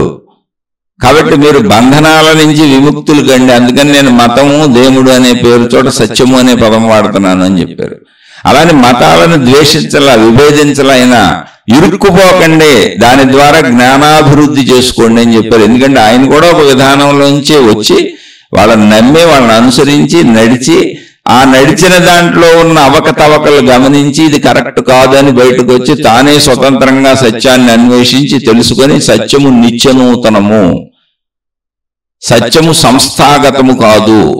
సత్యము సంస్థాగతము కాదంటే ఏ మతము, ఏ సంస్థలో సత్యాన్ని బంధించి ఉంచలేవు. సత్యము అనంతము, సత్యము ఆధారముగా సంస్థలు, మతాలు బతుకుతాయి అని చెప్పారు. అంతే తప్ప సత్యము ఒక సంస్థకు సొంతం కాదు, సత్యము ఒక మతానికి సొంతం కాదు. సత్యాన్ని ఆధారం చేసుకొని మతములు, సంస్థలు బతుకుతాయి. కాబట్టి నువ్వు సత్యం వైపు ప్రయాణించు, అనంతత్వం వైపు ప్రయాణించు, ఇరుకు సందుల్లో ఇరుక్కుపోబాక అని చెప్పారు. అంతే తప్ప వేటిని ద్వేషించాల. అందులో ఉన్న మంచిని తీసుకొని ఎదుగు నువ్వు, అందులో ఉన్న చెడును, మూర్ఖతని, మూఢత్వాన్ని, అజ్ఞానాన్ని వదిలిపెట్టేసే అని చెప్పారు. అలా ప్రపంచానికి ఏ పరిమితులు లేని, ఏ బంధనములు లేని, ఏ మతములు లేని, ఏ గురువులు లేని, ఏ పద్ధతులు, సాధనా విధానములు లేని అనంత జ్ఞానాన్ని ఆయన ప్రపంచానికి బోధించి వెళ్ళారు. అంటే ఇప్పుడు మతములు లేని, మార్గములు లేని, గురువులు లేని, సాధనా విధానాలు లేని అని నేను అన్నప్పుడు ఆ పరిమితిలో ఇరుక్కుపోయి ఉండని అని అర్థం. మంచి చెప్పేవాళ్ళు ఎప్పుడు మంచిలో సాగాల్సిందే. మనం మొదటడుగు అనే అక్షరంతోనే భాష నేర్చుకోవాలి. ఏదైనా అక్షరాలు పరిమితిలోనే నేర్చుకుంటూ వెళ్తాం. అక్కడ విషయం అది కాదు. పరిమితులలో బంధింపబడకుండా అపరిమిత అనంత తత్వాన్ని, ఒక మనిషిగా నీకున్నటువంటి సంపూర్ణ స్వేచ్ఛని, ఒక మనిషిగా, మానవ జాతిగా నువ్వు బ్రతకడానికి అవసరమైనటువంటి విషయాలను, జ్ఞానాన్ని బోధించారు ఆయన. వారు చెబుతూ ఉంటారు, ఇక్కడ ఉన్నది మానవ జాతి, వృక్ష జాతి, జంతు జాతి, మిగిలినన్ని జడ పదార్థములు. మళ్ళీ మానవ జాతిని మీరు మతాల పేరుతో, దేవుళ్ళ పేరుతో, విధానాల పేరుతో, గురువుల పేరుతో ముక్కలు ముక్కలుగా నరికేయబాకండి. ఒకవేళ నరికేస్తే అందులో సత్యాన్ని చెప్పి వాళ్ళు మానవ జాతిగా, మొత్తంగా మనుషులు అందరూ కలిసిమెలిసి బ్రతకడానికి అవసరమైన తత్వాన్ని అందించండి అని చెప్పారు. ఒకవేళ నేర్చుకునేటప్పుడు ఎవరైనా పరిమితిలోంచి నేర్చుకుంటూ రావాలి. కానీ నేర్చుకుంటూ రావడం అనే ప్రక్రియ అపరిమితికి, అనంతత్వానికి చేరాలి అని చెప్పారు. అలా చెబుతున్నప్పుడు మాటలు కాదు, శబ్దాలు వినండి అని వారు అన్నప్పుడు నేను అంత సంపూర్ణంగా ఈ వాక్యాన్ని అయితే వినలేదు. మరి సోదరుడు అడిగారు. అందులో నాకు అర్థమైంది, నేను గ్రహించింది చెబుతాను. నేను సామాన్యుడును, అల్పుడను. నేను చెప్పిన దాంట్లో మంచి ఉంటే తీసుకోండి, చెడు ఉంటే వదిలేయండి. ఇవన్నీ కేవలం విశ్లేషణలు మాత్రమే. ఇవన్నీ విశ్లేషణలే. ఎవరి సత్యాన్ని వారే ఆవిష్కరించుకోవాలి. దానికి ఆధారంగా మీరు విశ్లేషణలు తీసుకోవచ్చు. మతాలు, మార్గాలు, గురువులు, విధానాలు, పద్ధతులు, ఇవన్నీ మీలో మీ సత్యాన్ని మీరు కనుగొనడానికి మీకు సహకరించే ఉపకరణాలు మాత్రమే. ఈ విషయం మర్చిపోకూడదు మనం. అలా అన్నప్పుడు ఇప్పుడు మాటలు అంటే, మాటలు అనేవి మనుషులు మాట్లాడుతూ ఉంటారు చూడండి. మాటలు అంటే మనుషులు మాట్లాడేవి. మనిషికి మనిషికి మధ్య ఉండే సంబంధ బాంధవ్యాలను తెలియజేసేటిని మాటలు అంటాం. అంటే మానవ జాతికి చెందినవి. ఈ మాటలు రకరకాలుగా వెళ్తూ ఉంటాయి, అనేక మాటలు ఉంటాయి. మీరు ఏదో మాటలు ఓకదంపుడుగా విన్నట్టుగా కాకుండా మీరు ఒకసారి అలా కళ్ళు మూసుకోండి. ఒక శబ్దం వినపడింది మీకు. ఆ శబ్దం వినపడినప్పుడు ఆ శబ్దాన్ని బట్టి ఆ శబ్దం తాలూకా విషయాన్ని, వస్తువుని, జంతువుని, మనిషిని గుర్తుపడతారు మీరు. మళ్ళీ జాగ్రత్తగా అర్థం చేసుకోండి. మీరు ఒక శబ్దం విన్నారు, ఆ శబ్దం విన్నప్పుడు మనం ఒక స్టీల్ గిన్నె కింద పడింది అనుకోండి వంటింట్లో, మనం పక్క గదిలో ఉన్నాం, ఒక స్టీల్ పాత్ర ఏదో కింద పడింది, ఆ శబ్దం వినగానే మనకు అర్థమవుతుంది ఒక స్టీల్ పాత్ర కింద పడింది అని. అలాగే పక్క గదిలోంచి, మనం ఒక గదిలో ఉన్నాం, పక్క గదిలోంచి ఎవరో మాట వినపడుతుంది, శబ్దం వినపడుతుంది. ఆ శబ్దాన్ని బట్టి ఇది ఫలానా వారు గొంతు, ఫలానా వారు మాట్లాడుతున్నారు, ఫలానా వారు అక్కడ ఉన్నారని మనకు తెలుస్తుంది. ఒక శబ్దం ఇది పిల్లిదని తెలుస్తుంది, ఒక శబ్దం ఇది కుక్కదని తెలుస్తుంది. ఇలా శబ్దాలు మీరు విని ఆ శబ్దానికి సంబంధించిన దాన్ని ఐడెంటిఫై చేయగలుగుతూ ఉంటారు. అంటే దాని యొక్క శబ్దము ద్వారా దాని యొక్క మూలానికి వెళ్తారు. అంటే ఇది కుక్క చేసిన శబ్దం అయితే కుక్క దాకా వెళ్ళిపోతారు. కుక్క మీ మనోఫలకం మీద వస్తుంది, కుక్క మురుగుతున్నది, పిల్లి కూసింది, ఇప్పుడు పిల్లి మ్యావ్ అన్నది, అలా మనకు తెలుస్తుంది. ఆ శబ్దాలను మనం పసిగడతాం. ఆ శక్తి మనిషికి ఉంది. అలా అన్ని రకాలుగా శబ్దాల ద్వారా శబ్దము యొక్క మూలానికి వెళ్తాం, అక్కడేముందో తెలుసుకుంటాం. ఇప్పుడు ఒక ఏనుగు శబ్దం చేసింది అనుకోండి, ఆ శబ్దము ద్వారా ఏనుగు వరకు వెళ్తాం, ఆ శబ్దము ద్వారా సింహం వరకు వెళ్తాం, ఆ శబ్దము ద్వారా పులి వరకు వెళ్తాం. అలా ఆ శబ్దము ద్వారా మనం మూలానికి వెళ్తాం. అంటే అక్కడ కృష్ణమూర్తి గారి ఉద్దేశం మాటలు కాదు శబ్దాలు వినండి అన్నప్పుడు, శబ్దము విన్నప్పుడు మూలానికి వెళ్ళటం అనేటువంటి ప్రాసెస్ ఏదుందో అలా పైన మాటలు వినేసి వెళ్ళిపోకుండా, ఏదో మాటలు వాళ్ళు చెప్పారు, వాళ్ళు మాటలు వినేసాం ఒక ఉపన్యాసం అని ఆ పై మాటలు వినేసి వెళ్ళిపోకుండా, ఒక శబ్దాన్ని విన్న మనిషి దాని మూలానికి ఎలా వెళతాడో, ఈ శబ్దం కుక్కది, ఈ శబ్దం పిల్లిది, ఇదిగో ఈ శబ్దం మా నాన్నగారిది, ఈ శబ్దం మా అమ్మగారిది, ఈ శబ్దం మా బంధువుల్లో ఫలానైంది. శబ్దాల ద్వారా మూలానికి వెళ్ళి ఆ విషయాన్ని, ఆ వస్తువుని, ఆ మనిషిని ఎలా భావించుకుంటామో అలా నువ్వు వింటున్న శబ్దం ద్వారా సత్యాన్ని గ్రహించు, జ్ఞానాన్ని గ్రహించు, మూలానికి వెళ్ళు. పైన ఏదో కళ్ళబొల్లి కబుర్లు మాటలు మాట్లాడుకున్నట్టుగా పనికిరాని ఊకదంపుడు మాటల్లా పైనే మాటలు వినేసి వెళ్ళిపోకు అని లోతుకు వెళ్ళడానికి శబ్దాన్ని వినండి అని చెప్పి ఉండవచ్చు. ఒకటి. రెండు, ఇక్కడ అసలు మాటలు కానీ మాటలు చెప్పే వ్యక్తి కానీ ఆ చెప్పే వ్యక్తి యొక్క మాటల తీరుతెన్నులు కానీ, ఎప్పుడంటే కవితా ధోరణిలో మాటలు ఉంటాయి. అని కొన్ని పాటలు రాస్తారు చూడండి, మాటలేవి కానీ కవితా ధోరణిలో మృదుమధురంగా చక్కగా అందంగా వినసొంపుగా ఉంటాయి, రిథమిక్గా ఉంటాయి. అవి వినడానికి బాగుండొచ్చు, అందులో ఏమి ఉండకపోవచ్చు, ఏదో కాసేపు వినడానికి బాగున్నాయి అంతే. కానీ ఇక్కడ ఆయన చెబుతుంది జ్ఞానము అది ఎవరికి సంబంధించింది? నీకు సంబంధించిన సత్యము అనబడే జ్ఞానం. అప్పుడు అది నీకు అన్వయించి నువ్వు దాని మూలానికి వెళ్ళి అది నీలో నీకు దర్శనం అవ్వాలి, నీలో నీకు అది కనపడాలి, నువ్వు అది అయిపోవాలి.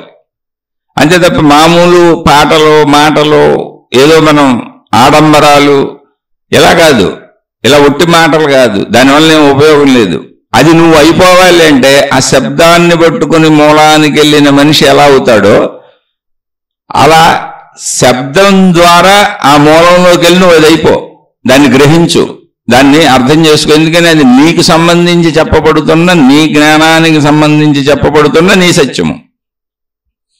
ఇక్కడ చెప్పే వ్యక్తి యొక్క మాటలు అంటే ఏంటి? జాగ్రత్తగా మాటలు అన్నప్పుడు ఒక ప్రతి మనిషికి మాట్లాడే స్టైల్ ఒకటి ఉంటుంది, అంటే ఉచ్చారణ విధానం ఒకటి ఉంటుంది, అది మాట. అదే శబ్దం కూడా. ఆ ఉచ్చారణ శైలి, ఏ పదాలు వాడాడు, ఏ అక్షరాలు వాడాడు, ఎంత చక్కటి మాటలు మాట్లాడాడు, ఎంత చక్కగా మాట్లాడాడు, ఎంత వినసొంపుగా మాట్లాడాడు.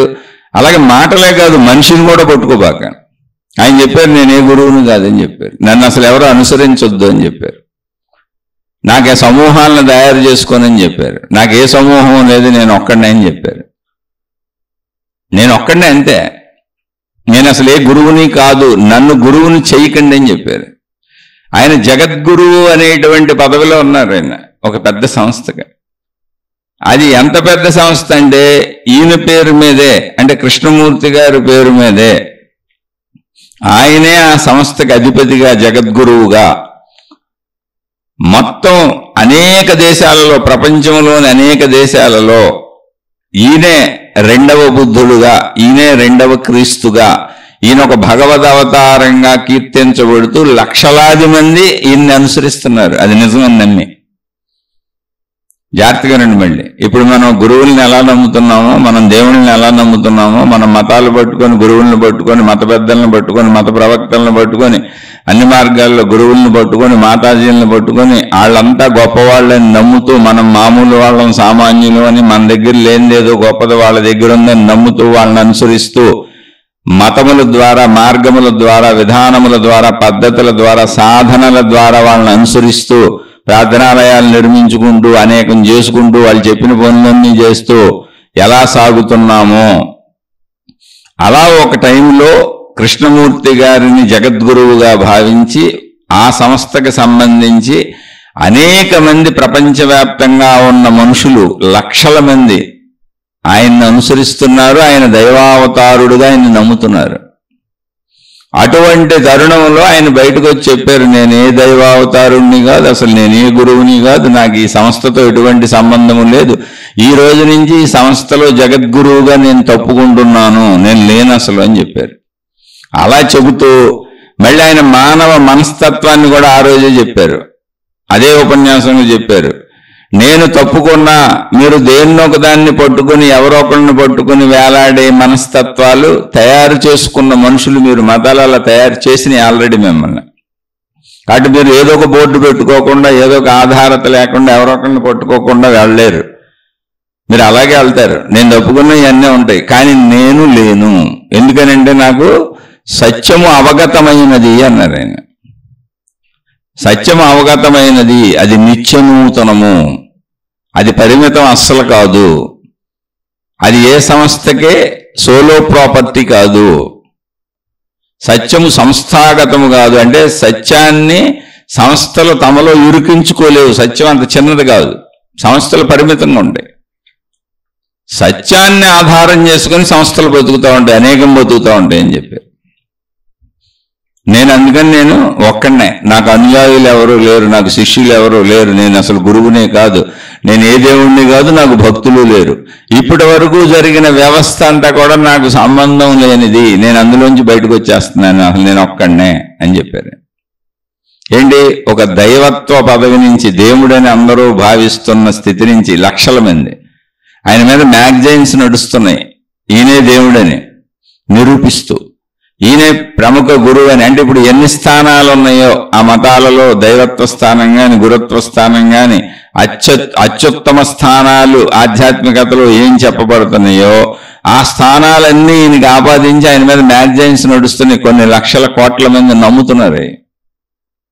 ఆ సమయంలో బయటకు వచ్చి చెప్పారు ఆయన, నేను ఏమీ కాదు, నేను సామాన్య మానవుణ్ణే, కానీ నాకు సత్యం అర్థమైంది. మరి ఇన్నాళ్ళు చెప్పింది ఏంటి, నేను కూడా మీలాగే ఇన్నాళ్ళు నమ్ముతా, చిన్నతనం నుంచి ఇందులోనే వచ్చాను, ఇది నమ్ముతా వచ్చాను, కానీ నాకు స్వతంత్రత వచ్చినాక నేను ఆలోచించడం మొదలు పెట్టాను. నేను సత్యాన్ని స్వీయంగా కనుగొన్నాను, మీరు కూడా స్వీయంగా కనుగొనాలి, ఎవరి సత్యాన్ని వాళ్లే కనుగొనాలి అని చెప్పారు. అలానే తను వచ్చిన సంస్థని విమర్శించలేదు, ఏ మనుషుల్ని విమర్శించలేదు, పక్క మతాలను విమర్శించలేదు. మిమ్మల్ని మీరు వీటన్నింటి ఆధారంగా అనంతత్వానికి చేర్చుకోండి, మీ స్వేచ్ఛను బంధించుకోకండి అని చెప్పారు. అంతే. అసత్యము నిత్యనూతనము, అదే జ్ఞానము అన్నారు. సత్యమే జ్ఞానము అని. అయితే ఇది కృష్ణమూర్తి గారే చెప్పారా అంటే, ముందు సోదరుడు అడిగిన ప్రశ్న ఏంటి, మాటలు కాదు శబ్దాలు వినండి అన్నప్పుడు చెప్పాను, శబ్దం నుంచి అర్థానికి వెళ్తాం మనం. మీకు ఎక్కడ శబ్దం వినపడినా మనం వినపడితే చాలు, ఆ శబ్దం నుంచి అర్థానికి వెళ్తాం. దీపావళి టపాసులు పేలినాయి అనుకోండి, మనం శబ్దం వినపడింది, టపాసులు కనపడాలి, కానీ దీపావళి టపాసులు ఎవరు కాలుస్తున్నారని చెబుతాం. అలా ఏ శబ్దాన్నైనా మనం చెబుతాం, అది మనం చూడక్కర్లా, దాని నుంచి దాని మూలానికి వెళ్ళిపోతాం, ఆ మూలాన్ని పట్టుకుంటాం. అలాగే ఆయన మాట్లాడుతున్నప్పుడు ఆయన ఏమన్నారంటే, నా మాటలను అలా పైన తీసుకోబాకండి, నా మాటల స్టైల్ చూడబాకండి, ఈయన ఇంగ్లీష్ ఉచ్చారణ ఎలా ఉంది, ఈయన మాటల పదాల తీరు ఎలా ఉంది, ఈయన ఎలా కూర్చున్నాడు, ఈయన ఎలా నుంచున్నాడు, ఈయన ఎలా మాట్లాడుతున్నాడు, ఈయన ఎంత స్టైలిష్గా ఉన్నాడు, ఎంత స్టైల్ లాంగ్వేజ్లో మాట్లాడుతున్నాడు, అలా మాటలను వర్ణించుకోబాకండి. నా ఉచ్చారణలు చూడబాకండి. నేను ఉపయోగిస్తున్నటువంటి పదాలు వాక్యాలు చూడబాకండి. అందులో అక్షరాలను చూడబాకండి, అంటే మాటలను చూడబాకండి. శబ్దాన్ని వినండి. శబ్దం వింటే ఏమవుతుందంటే అసలు మీరు చూడాల్సిన అవసరం లేదు, కంటితో పని లేదు. మనం శబ్దం విన్నాం, మన ఇంట్లో కూర్చున్నాం, కుక్క మొరిగింది, శబ్ద మూలానికి వెళ్ళిపోయాం, కుక్క దగ్గరికి వెళ్ళిపోయాం, ఆటోమేటిక్ వెళ్ళిపోద్ది అది. అలా ఎక్కడైనా పిల్లికి సౌండ్ చేసింది, పిల్లికి వెళ్ళిపోయాం, శబ్ద మూలాన్ని నుంచి పిల్లికి వెళ్ళిపోయాం. అలా ఒక మనిషి ఎక్కడో మాట్లాడుతున్నాడు, మాట వినపడుతుంది, శబ్ద మూలం నుంచి పలానా మనిషి అని వెళ్ళిపోయాం. అలా శబ్ద మూలం నుంచి పలానా వాహనం అని వెళ్ళిపోయాం. హారన్లు కొడుతుంటే వెనకుంది కారో, మోటార్ సైకిలో, లారీనో, బస్సో తెలుసు మనకి. శబ్దాన్ని బట్టి గుర్తుపడతాం. అలా శబ్దం వినపడగానే శబ్ద మూలానికి వెళ్ళిపోతాం, అంటే శబ్దంలో ఉన్న అర్థాన్ని తెలుసుకుంటాం.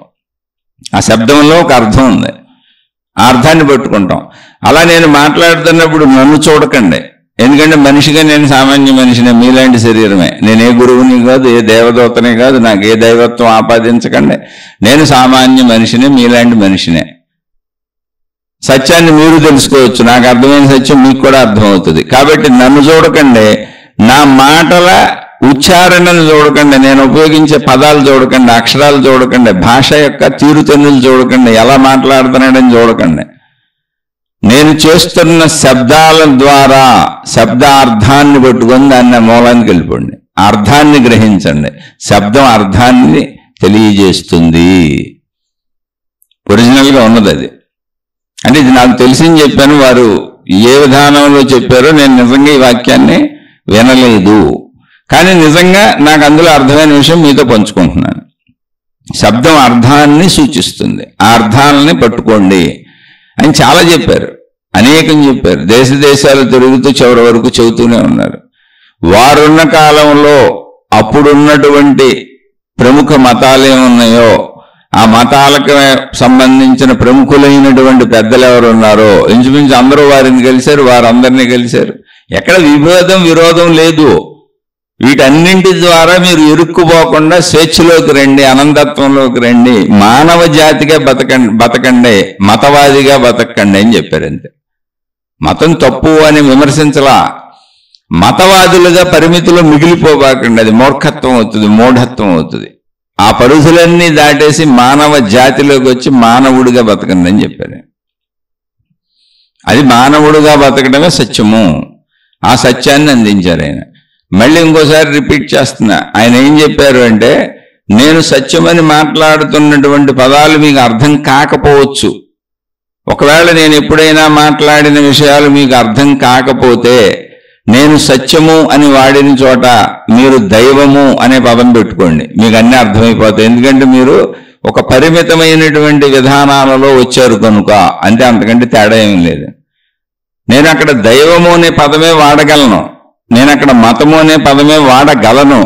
కానీ అప్పుడు ఏమవుతుందంటే కూర్చొని వింటున్న వాళ్ళల్లో నేను మతము అన్నప్పుడు అనేక మతస్థులు ఇక్కడ ఉన్నారు, ఎవరి మతం వాళ్ళకి ధ్యాసలోకి వస్తుంది, ఎవరి మతం వాళ్ళు గుర్తు చేసుకుంటారు. అలాగే నేను దేవుడు అన్నప్పుడు ఎవరి దేవుడు వాళ్ళకి ధ్యాసలోకి వస్తాడు, వాళ్ళ దేవుణ్ణి గుర్తు చేసుకుంటారు. కానీ నేను ఇంతమంది దేవుళ్ళ గురించి, ఇంత మతాల గురించి నేను చెప్పడం లేదు, నేను సత్యము, ఒకే సత్యం గురించి చెబుతున్నాను. నేను చెబుతుంది ఒక్క విషయమే, కానీ మీకు అనేకంగా వినపడుతుంది నేను మతము దేవుడు అనే పదం వాడితే. ఎవరికి ఏ దేవుడు అలాగూ, ఎవరికి ఏ మతం అలాగూ. కాబట్టి నేను సత్యము అనే పదం వాడుతున్నాను, అందరికీ ఒకేలా వినపడాలి అని. అక్కడ జ్ఞానము అనే పదం, అది అందరికీ ఒకేలా వినపడాలి. ఇంకా అది మార్పు చెందదు. సత్యము అన్నప్పుడు, ధర్మము అన్నప్పుడు, జ్ఞానము అన్నప్పుడు మార్పు చెందేది ఏమి లేదు, అందరికీ ఒకలానే వినపడుతుంది.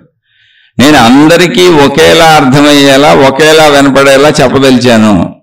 అందుకని నా శబ్దాలు వినండి, ఆ శబ్దం ద్వారా మూలానికి వెళ్ళండి. మాటలు వదిలేయండి అన్నప్పుడు మాట్లాడే తీరుతెన్నులు చెప్పుండొచ్చు, మాటలలో పై అక్షరాలు పదాలు ఇవన్నీ వదిలేయమని చెప్పుండొచ్చు. మాట, ప్రతి మాట ఏదో ఒక భాషకి, ఏదో ఒక విధానానికి సంబంధించి ఉంటుంది. ఎక్కడ ఉన్నప్పుడు ఆ భాషలో మాట్లాడతారు, ఇంగ్లీష్ వస్తే ఇంగ్లీష్లో మాట్లాడతారు, హిందీ వస్తే ఇంగ్లీష్లో మాట్లాడతారు. మాటలు అనేవి ఆ భాషను వ్యక్తీకరిస్తాయి. కానీ వాటన్నింటి భావం ఒకటే ఉంటుంది, ఆ శబ్ద భావం ఒకటే. ఒకే విషయాన్ని మనం చెబుతున్నప్పుడు ఆయా భాషల వాళ్ళ కోసం ఆయా భాషలలో ఆయా భాషా పదాలతో ఆయా మాటలతో చెప్పొచ్చు, కానీ ఆయా మాటల యొక్క అర్థం ఒకటే. అందుకని అర్థాన్ని గ్రహించండి అని చెప్పడానికి శబ్దాన్ని జాగ్రత్తగా వినండి అని చెప్పుంటారు. శబ్దాన్ని వినేటప్పుడు ఏకాగ్రత అర్థం మీద ఉంటుంది. శబ్దం ఎప్పుడు కూడా శబ్ద మూలానికి మనం తీసుకెళ్ళిపోతుంది. అలా మూలానికి వెళ్ళండి అనే ఉద్దేశంలో వారు చెప్పి ఉండవచ్చు. అయితే ఇది కృష్ణమూర్తి గారే చెప్పారా? ఇంతకుముందు ఎవరు చెప్పలేదా దీన్ని? ఇంతకుముందు చెప్పిన మహాత్ములు లేరా అంటే ఖచ్చితంగా ఇంతకుముందు అనేక మంది మహాత్ములు ఇవన్నీ చెప్పినవే.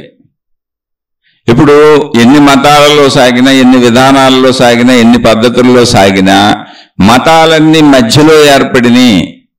మొదటి నుంచి ఉన్నది మనుషులు ఏర్పరుచుకున్నది ధర్మము అని చెప్పాను.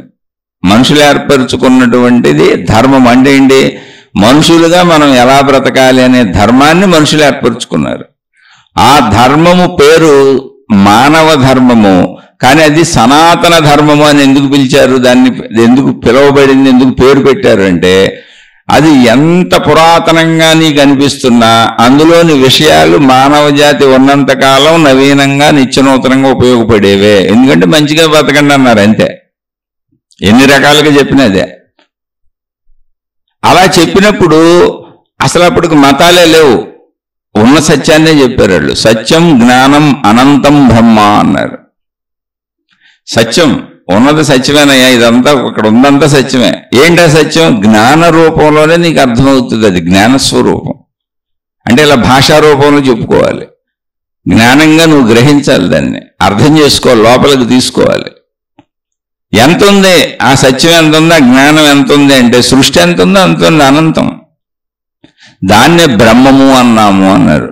బ్రహ్మము అని ఉన్న పేరు పెట్టామయ్యా స్థితికి. అది మతం కాదు. బ్రహ్మము అన్నప్పుడు అది దేవుడు కాదు, అక్కడ ఏ దేవుడు లేడు, అక్కడ ఏ మతము లేదు. సత్యం జ్ఞానం అనంతం బ్రహ్మ అన్న చోట ఏ మతం ఉంది, ఏ దేవుడు ఉన్నాడు చెప్పండి? ఏమీ లేదు. కానీ నీకు అర్థం అవడానికి పేర్లు కావాలిగా, అందుకని దానికి బ్రహ్మము అని పేరు పెట్టాము. ఏంటా బ్రహ్మము అంటే మొత్తం కనపడుతున్న ఈ సృష్టి ఏమన్నదో అదంతా బ్రహ్మమే, అది శక్తి. అది ఎలా తెలుస్తుంది మాకు? ఈ అనంతం ఎలా తెలుస్తుంది? ఈ బ్రహ్మమే అనంతమైన బ్రహ్మం మాకు ఎలా తెలుస్తుంది అంటే జ్ఞానము ద్వారా తెలుస్తుంది. జ్ఞానం అంటే తెలుసుకునేటువంటి అవగాహన శక్తి నీకుంది, అది జ్ఞానం ద్వారా మాత్రమే సాధ్యం. జ్ఞానం అంటే అర్థం అవటం, తెలియట. అది నువ్వు పరిశీలిస్తావా, ఇంకోళ్ళు చెప్పింది తింటావా, నువ్వే పరిశోధన చేసుకుంటూ వెళ్ళి తెలుసుకుంటావా, లేదా ఇంకోళ్ళు చెప్పిన దాన్ని బట్టి పరిశోధన చేసి తెలుసుకుంటావా? ఏదైనా జ్ఞానము అంటే అర్థమవుట, తెలియట. అది జ్ఞానం ద్వారా మాత్రమే తెలుస్తుంది. అలా జ్ఞానము ద్వారా తెలియబడినటువంటి జ్ఞానం అనంతం బ్రహ్మము అనేటువంటిది ఏదుందో అదే సత్యము. ఇంకా సత్యం ఇంతకంటే భిన్నమైనది ఏమీ లేదండి. అంటే సత్యమన్నా, జ్ఞానమన్నా, అనంతమన్నా, బ్రహ్మమన్నా ఒకటే. అదే సత్యము, అదే బ్రహ్మము, అదే జ్ఞానము, అదే అనంతము. దాన్ని నువ్వు గ్రహించాలంతే. అక్కడ మతం ఎక్కడుంది? కృష్ణమూర్తి గారు చెప్పిందే ఉంది. అంటే మొదటి నుంచి మనుషులు మంచిని చెప్తూనే వస్తున్నారు, కానీ దాన్ని చెప్పే స్థాయిలు అంటే ఒక పసిబిడ్డకి ఎలా చెప్పాలి, ఎదుగుతున్న వాడికి ఎలా చెప్పాలి, కొంచెం ఏమి తెలియని వాడికి ఎలా చెప్పాలి, కొంచెం తెలిసిన వాడికి ఎలా చెప్పాలి అనేటువంటి స్థితులలో ఇప్పుడు నర్సరీలో ఉన్న పిల్లవాడికి ఎలా చెప్పాలి, ఎల్కేజీ వాడికి ఎలా చెప్పాలి, యూకేజీ వాడికి ఎలా చెప్పాలి, 1, 2, 3, 4, 5, 6, 7, 8, 9, 10, 11, 12 అలా వరుసగా చదువుకుంటూ ఎదుగుతున్న వాళ్ళకి చెప్పుతంలో కూడా ఎదుగుదల వస్తుంది. అలా చెప్పేటప్పుడు నర్సరీలో పరిమితిగానే ఉంటుంది. ఎల్కేజీ యూకేజీ ఏ తరగతి తీసుకున్నా అది పరిమితి. అలా చెబుతూ చెబుతూ చెబుతూ అనంతత్వానికి తీసుకెళ్ళిపోతారు, అపరిమితానికి తీసుకెళ్తారు. అక్కడ ఎవరు చెప్పినా ఏంటి అంటే పరిమితిలో ఇరుక్కుపోవద్దు, అపరిమితానికి వెళ్ళమంటున్నారు. అందులో పరిమితి తప్పని చెప్పట్లా. కానీ నా పరిమితే రైట్ అని వాదించేటువంటి మతాల మూర్ఖతలో, మార్గాల మూర్ఖతలో, విధానాల మూర్ఖతలో ఇరుక్కుపోబాకు అని చెబుతున్నారు. అహం బ్రహ్మస్మి అని చెప్పారు. నేను నువ్వేం తెలుసుకుంటావు ఆఖరిలో అంటే సత్యం జ్ఞానం అనంతం బ్రహ్మ అనేటువంటి దాన్ని తెలుసుకున్న వ్యక్తి ఏం చెబుతాడు అంటే అహం బ్రహ్మస్మి, నేనే ఆ బ్రహ్మమును అని చెబుతాడు. అక్కడెక్కడన్నా మతం ఉందా? నేనే ఆ బ్రహ్మమును అనేది అహంకారమా? బ్రహ్మం అంటే జ్ఞానం. నాకు అర్థమైన జ్ఞానాన్ని నేనే అని చెబుతున్నాడు, అంతే. అదే సత్యం అని చెబుతున్నాడు, ఆ సత్యాన్ని నేనే అని. ఇందులో అహంకారం ఎక్కడుంది? ఇందులో ఏదో పొందేసింది ఎక్కడుంది? ఇందులో ఎక్కడ పోగొట్టుకుంది ఎక్కడుంది? ఇందులో మతం ఎక్కడుంది? దేవుడు ఎక్కడున్నాడు? అలానే మతాలు దేవుళ్ళు తప్పని కాదు, ఎక్కడ వరకు నువ్వు ప్రయాణించుకుంటూ రావాలి, అక్కడ చదువు పూర్తవుతుంది. ఎంత చదువు అది అంటే అనంతము, అనంతంలో లీనమైపోవటం అంతే. అందుకని ఇక్కడ సోదరుడు అడిగిన దాని వరకు అయితే పై మాటలు వదిలేయండి, మాటలు చెప్పే వ్యక్తిని వదిలేయండి, ఆ మాటల యొక్క తీరుతెన్నులు వదిలేయండి. అంటే మీ గొంతు బాగుందండి, మీరు చాలా బాగా చెప్పారండి, మీ పదాల ఉచ్చారణ బాగుంటుందండి, మీరు ఉపయోగించే పదాలు చాలా అద్భుతంగా ఉంటాయండి. ఎందుకు పాటలో పదాల విశ్లేషణతో ఉపయోగం ఏంటి? అసలు సరిగ్గా పదాలు ఉపయోగించినోడైనా, సరిగ్గా భాషను చెప్పలేనోడైనా మనకు అర్థమయ్యేలా సత్య జ్ఞానాన్ని అందిస్తే చాలుగా. మనకు కావాల్సింది అక్కడ అర్థం అవ్వటం అనే జ్ఞానం. అందుకని మాటలు వదిలే, శబ్దాన్ని పట్టుకో. శబ్దం విన్నావా దాని మూలానికి వెళ్ళిపోతావు, అర్థానికి వెళ్ళిపోతావు. ఇప్పుడు కుక్క మొరిగింది అన్నప్పుడు ఆ కుక్క యొక్క సౌండ్ వినగానే కుక్క దృశ్యంలోకి వచ్చేసింది నీకు, దాని మూలం తెలిసిపోయింది నీకు. అలా ఏ శబ్దం విన్నా ఆ శబ్ద మూలం తెలిసిపోయింది నీకు. ఇప్పుడు మన పైనుంచి ఒక హెలికాప్టర్ వెళ్ళిపోతుంది ఇంటి మీద నుంచి, మనం ఇంట్లో ఉన్నాం, ఆ శబ్ద సౌండ్ అనగానే హెలికాప్టర్ వెళ్తుందని తెలుసు, విమానం వెళ్తుందని తెలుసు. విమానం అనే మూలానికి వెళ్ళిపోయాం, హెలికాప్టర్ అనే మూలానికి వెళ్ళిపోయాం, మూల దర్శనం అయిపోతుంది. అలా నువ్వు నీ అనంతత్వ మూలాన్ని దర్శించుకో, అదే సత్యము, అదే జ్ఞానము. నువ్వు అందులో నిలకడ చెంది మానవ జాతిలో మానవుడిగా జీవించు. అలా జీవించాలంటే శబ్దాలే పట్టుకో, మాటలు పట్టుకోబాక, మాటలు చెబుతున్న మనిషిని పట్టుకోబాక. శబ్దాలు పట్టుకుంటే ఏమైందంటే శబ్ద అర్థం కలిసి ఉంటుంది. శబ్దం వేరు అర్థం వేరుగా ఉండదు, శబ్దార్థాలు కలిసి ఉంటాయి. శబ్దంలోనే అర్థం ఉంటుంది, ఆ అర్థాన్ని పట్టుకో. ఆ అర్థాన్ని పట్టుకుంటే నీకు అన్నీ అర్థమైపోతాయి అని చెప్పారు. అలా ఇవాళ కృష్ణమూర్తి గారు చెప్పారని కాదు, ఎప్పుడు రిఫైన్డ్గా కొంతమంది వచ్చి దాన్ని అలా చెబుతూ ఉంటారు. ఆ రిఫైన్డ్గా కొంతమంది వచ్చి చెప్పేటప్పుడు ఇప్పుడు కృష్ణమూర్తి గారు ఏం చెప్పారు అన్నదే మనకి, అంటే ఈ శబ్దము అర్థము అనే దాంట్లో మనకి ఒక శ్లోకాన్ని అందించారు. ఆ శ్లోకాన్ని ఒకసారి మనం తెలుసుకునే ప్రయత్నం చేద్దాం. జాగ్రత్తగానండి.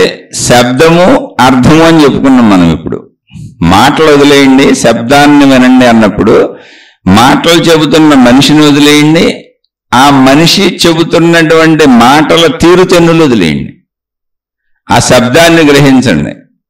ఆ శబ్దమును గ్రహిస్తే ఏమవుద్ది? వెంటనే శబ్దంలో అర్థం ఉంటుంది, అంతే. శబ్దము అర్థము కలిసే ఉంటాయి.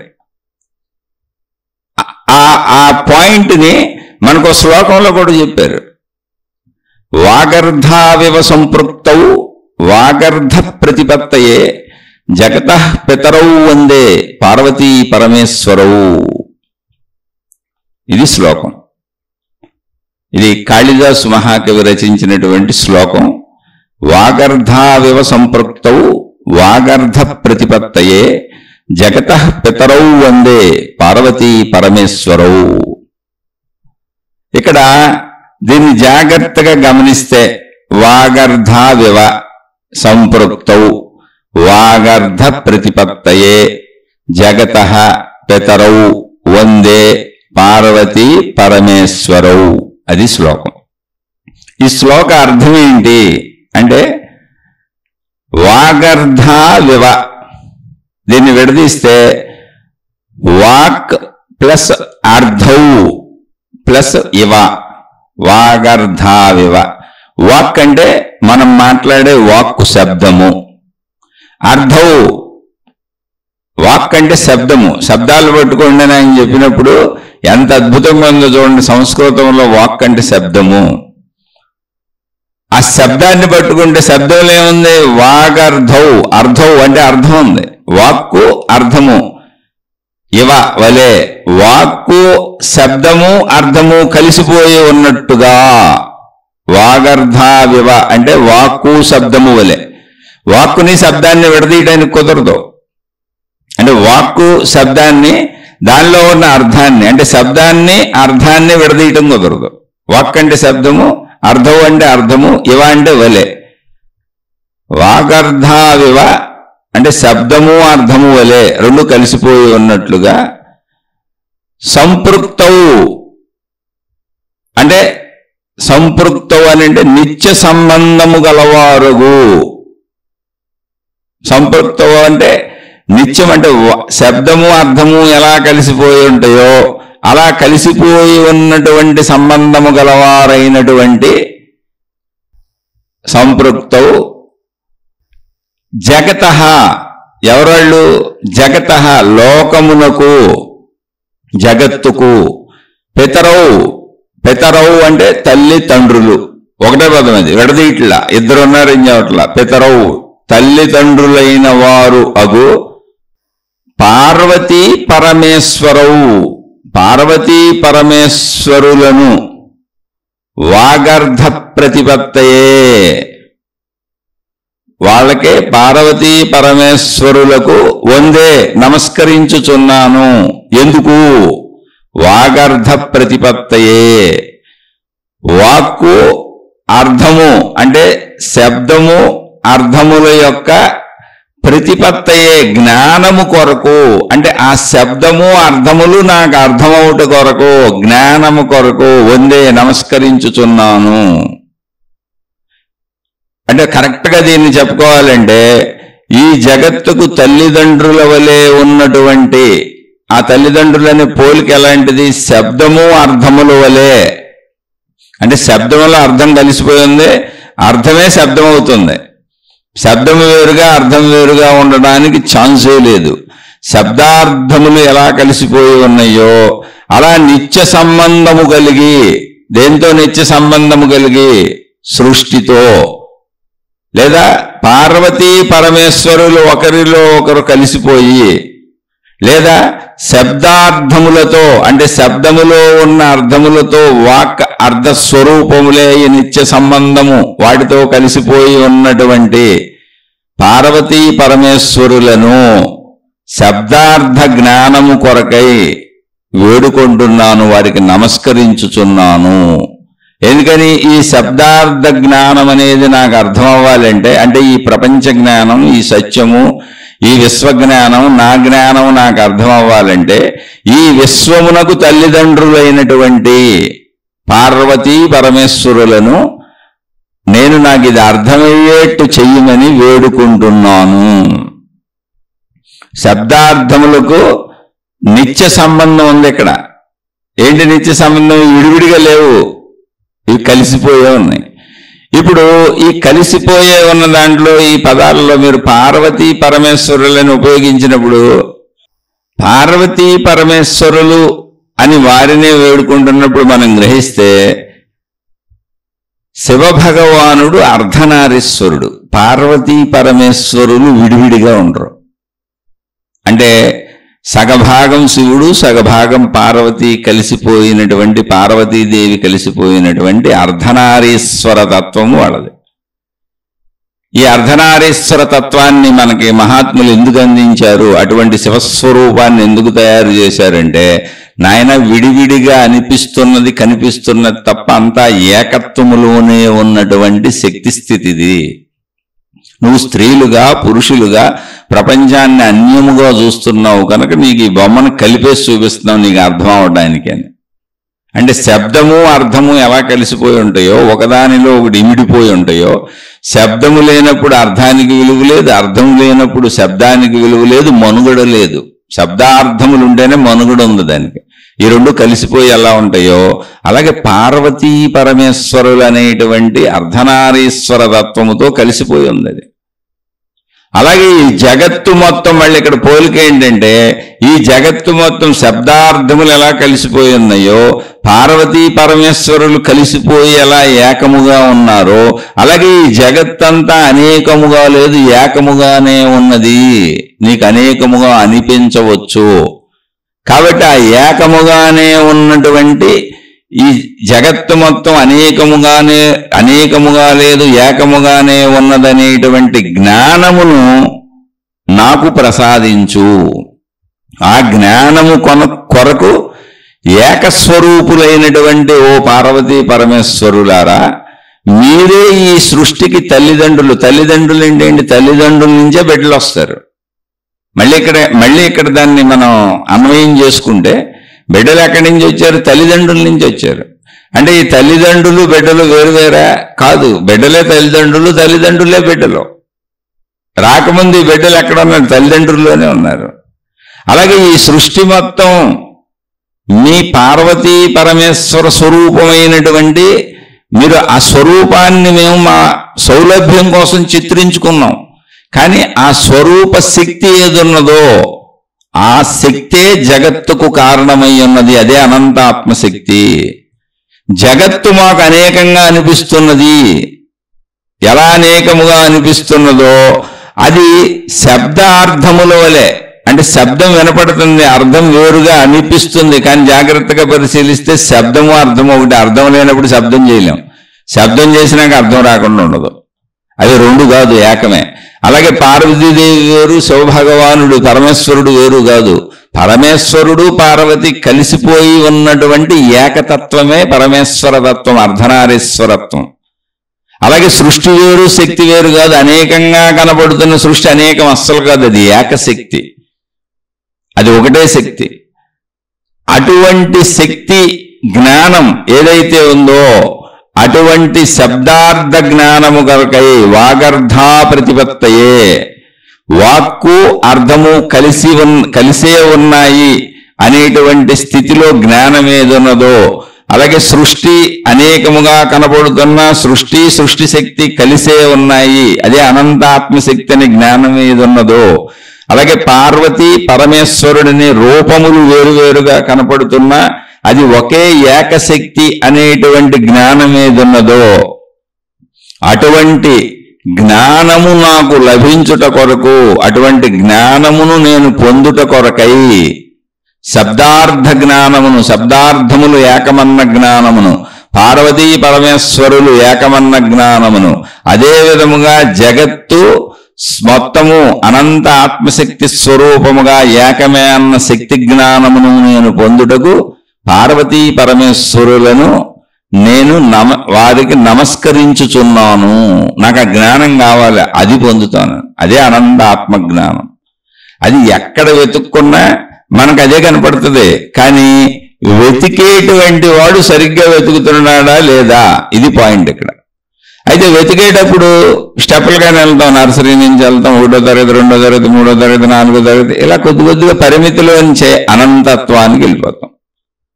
అంటే ఇక్కడ కృష్ణమూర్తి గారి శబ్దాలను వినండి అన్నప్పుడు వాగర్ధ వివ సంపృక్తౌ, వాగర్ధ ప్రతిపత్తయే, వాగర్ధ వివ అంటే వాక్కు అర్థము వలె. వాక్ అంటే ఏంటి? శబ్దము. సంస్కృతంలో వాక్ అంటే శబ్దము అని. శబ్దము అర్థము కలిసి ఉన్నట్లుగా సంపృక్తవు నిత్య సంబంధము కలవారైనటువంటి పార్వతీ పరమేశ్వరులను, జగతః పితరవు ఈ జగత్తుకే తల్లిదండ్రులైనటువంటి ఆ పార్వతీ పరమేశ్వరులను వేడుకుంటున్నాను, వారికి నమస్కరిస్తున్నాను. ఎందుకొరకు? వాగర్ధ ప్రతిపత్తయే, శబ్దార్థముల యొక్క మధ్య ఉన్న సంబంధము ఏకత్వమే అని ఆ జ్ఞానమును పొందుట కొరకు. అంటే మనం ఆత్మజ్ఞాన పరంగా చెప్పుకుంటున్నాం కనుక ఇక్కడ దీనికి ఎన్ని అర్థాలైనా వాళ్ళు చెప్పుకోవచ్చు, వారి వారి యొక్క అక్కడ వారి అవసరతను బట్టి, ఆ ప్రార్థనా అవసరతను బట్టి. మన ఆత్మజ్ఞానం చదువు కనుక అలా చెప్పుకున్నాం. పార్వతీ పరమేశ్వరులు ఒకటే అనంత ఏకత్వ తత్వము. అది అర్థం అవడానికి మనకు రూపధారణ జరిగింది తప్ప శక్తిగా ఒకటేది. అలాగే మొత్తం జగత్తంతా అనేకంగా కనబడుతున్న ఈ జగత్తంతా అనంత ఆత్మశక్తిలోనే ఇమిడి ఉన్నది అని ఆత్మజ్ఞానం రోజు చెప్పుకుంటానే ఉన్నాం మనం.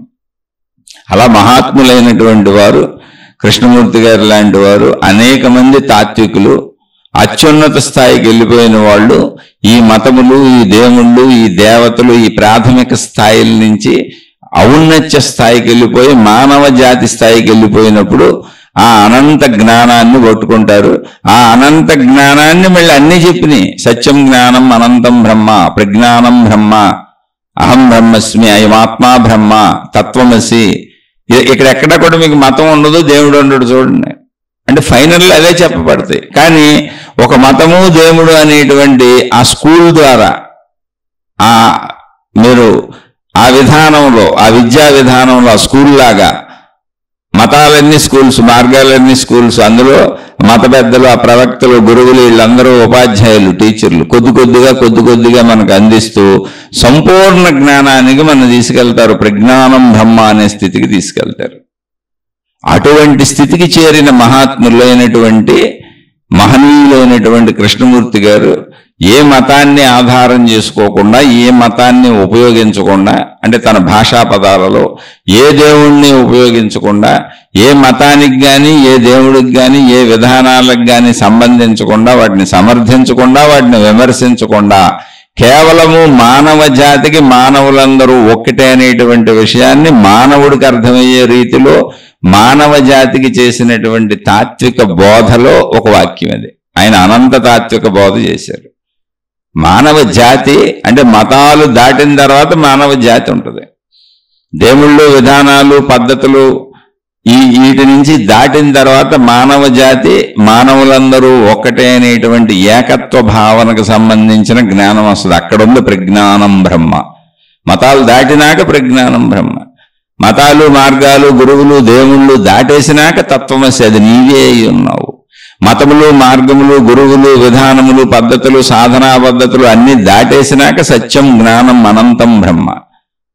ఈ మతములు, మార్గములు, విధానములు, పద్ధతులు ఇవన్నింటిలో నడుచుకుంటూ వచ్చి తత్వాన్ని అర్థం చేసుకుంటూ, ఇవన్నీ దాటుకుంటూ, అన్నింటినీ తెలుసుకుంటూ, అన్నింటినీ పరిశీలించుకుని, ఆ అన్నింటినీ పరిశీలిస్తూ అటు సృష్టి తత్వాన్ని, అటు సృష్టి శక్తిని, ఇటు నా శక్తిని, ఆ సృష్టికి నాకు ఉన్న అవినాభావ సంబంధమును తెలుసుకుని ఇవన్నీ దాటి పైకొచ్చినాక అహం బ్రహ్మస్మి.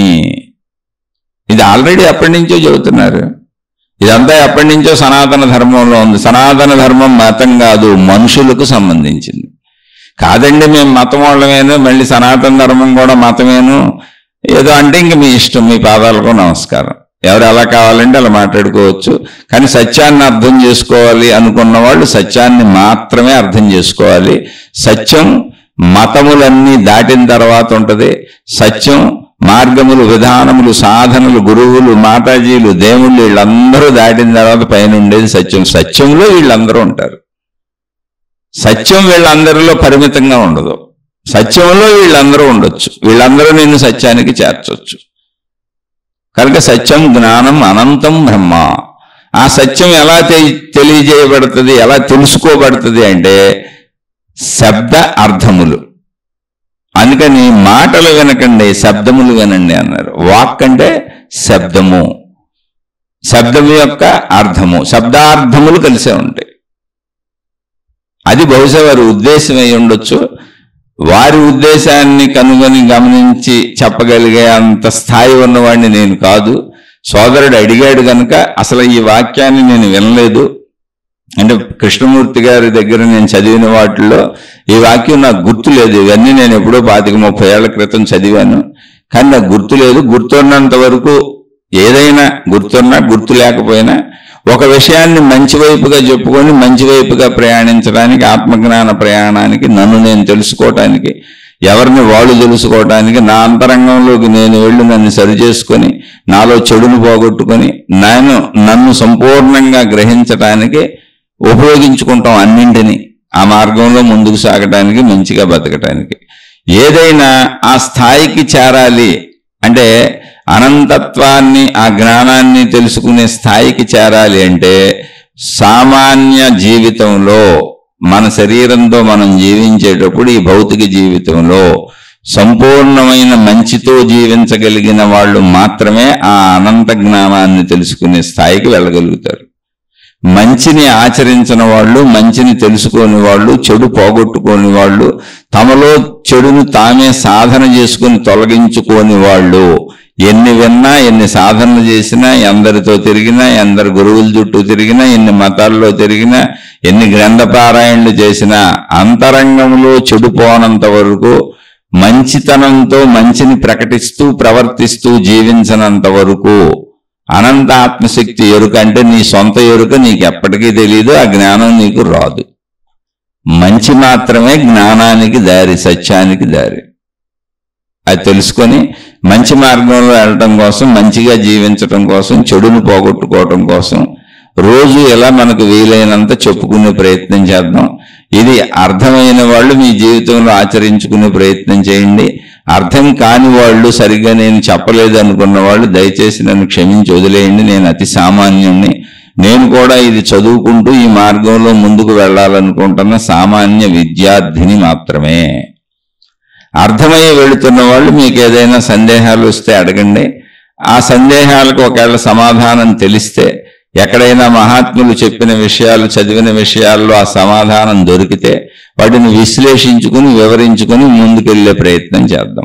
శుభమస్తు. మీకు మీ కుటుంబ సభ్యులకు మేలు చేకూరుగాక. మరలా మరొక కొత్త శీర్షికతో కలుసుకుందాం.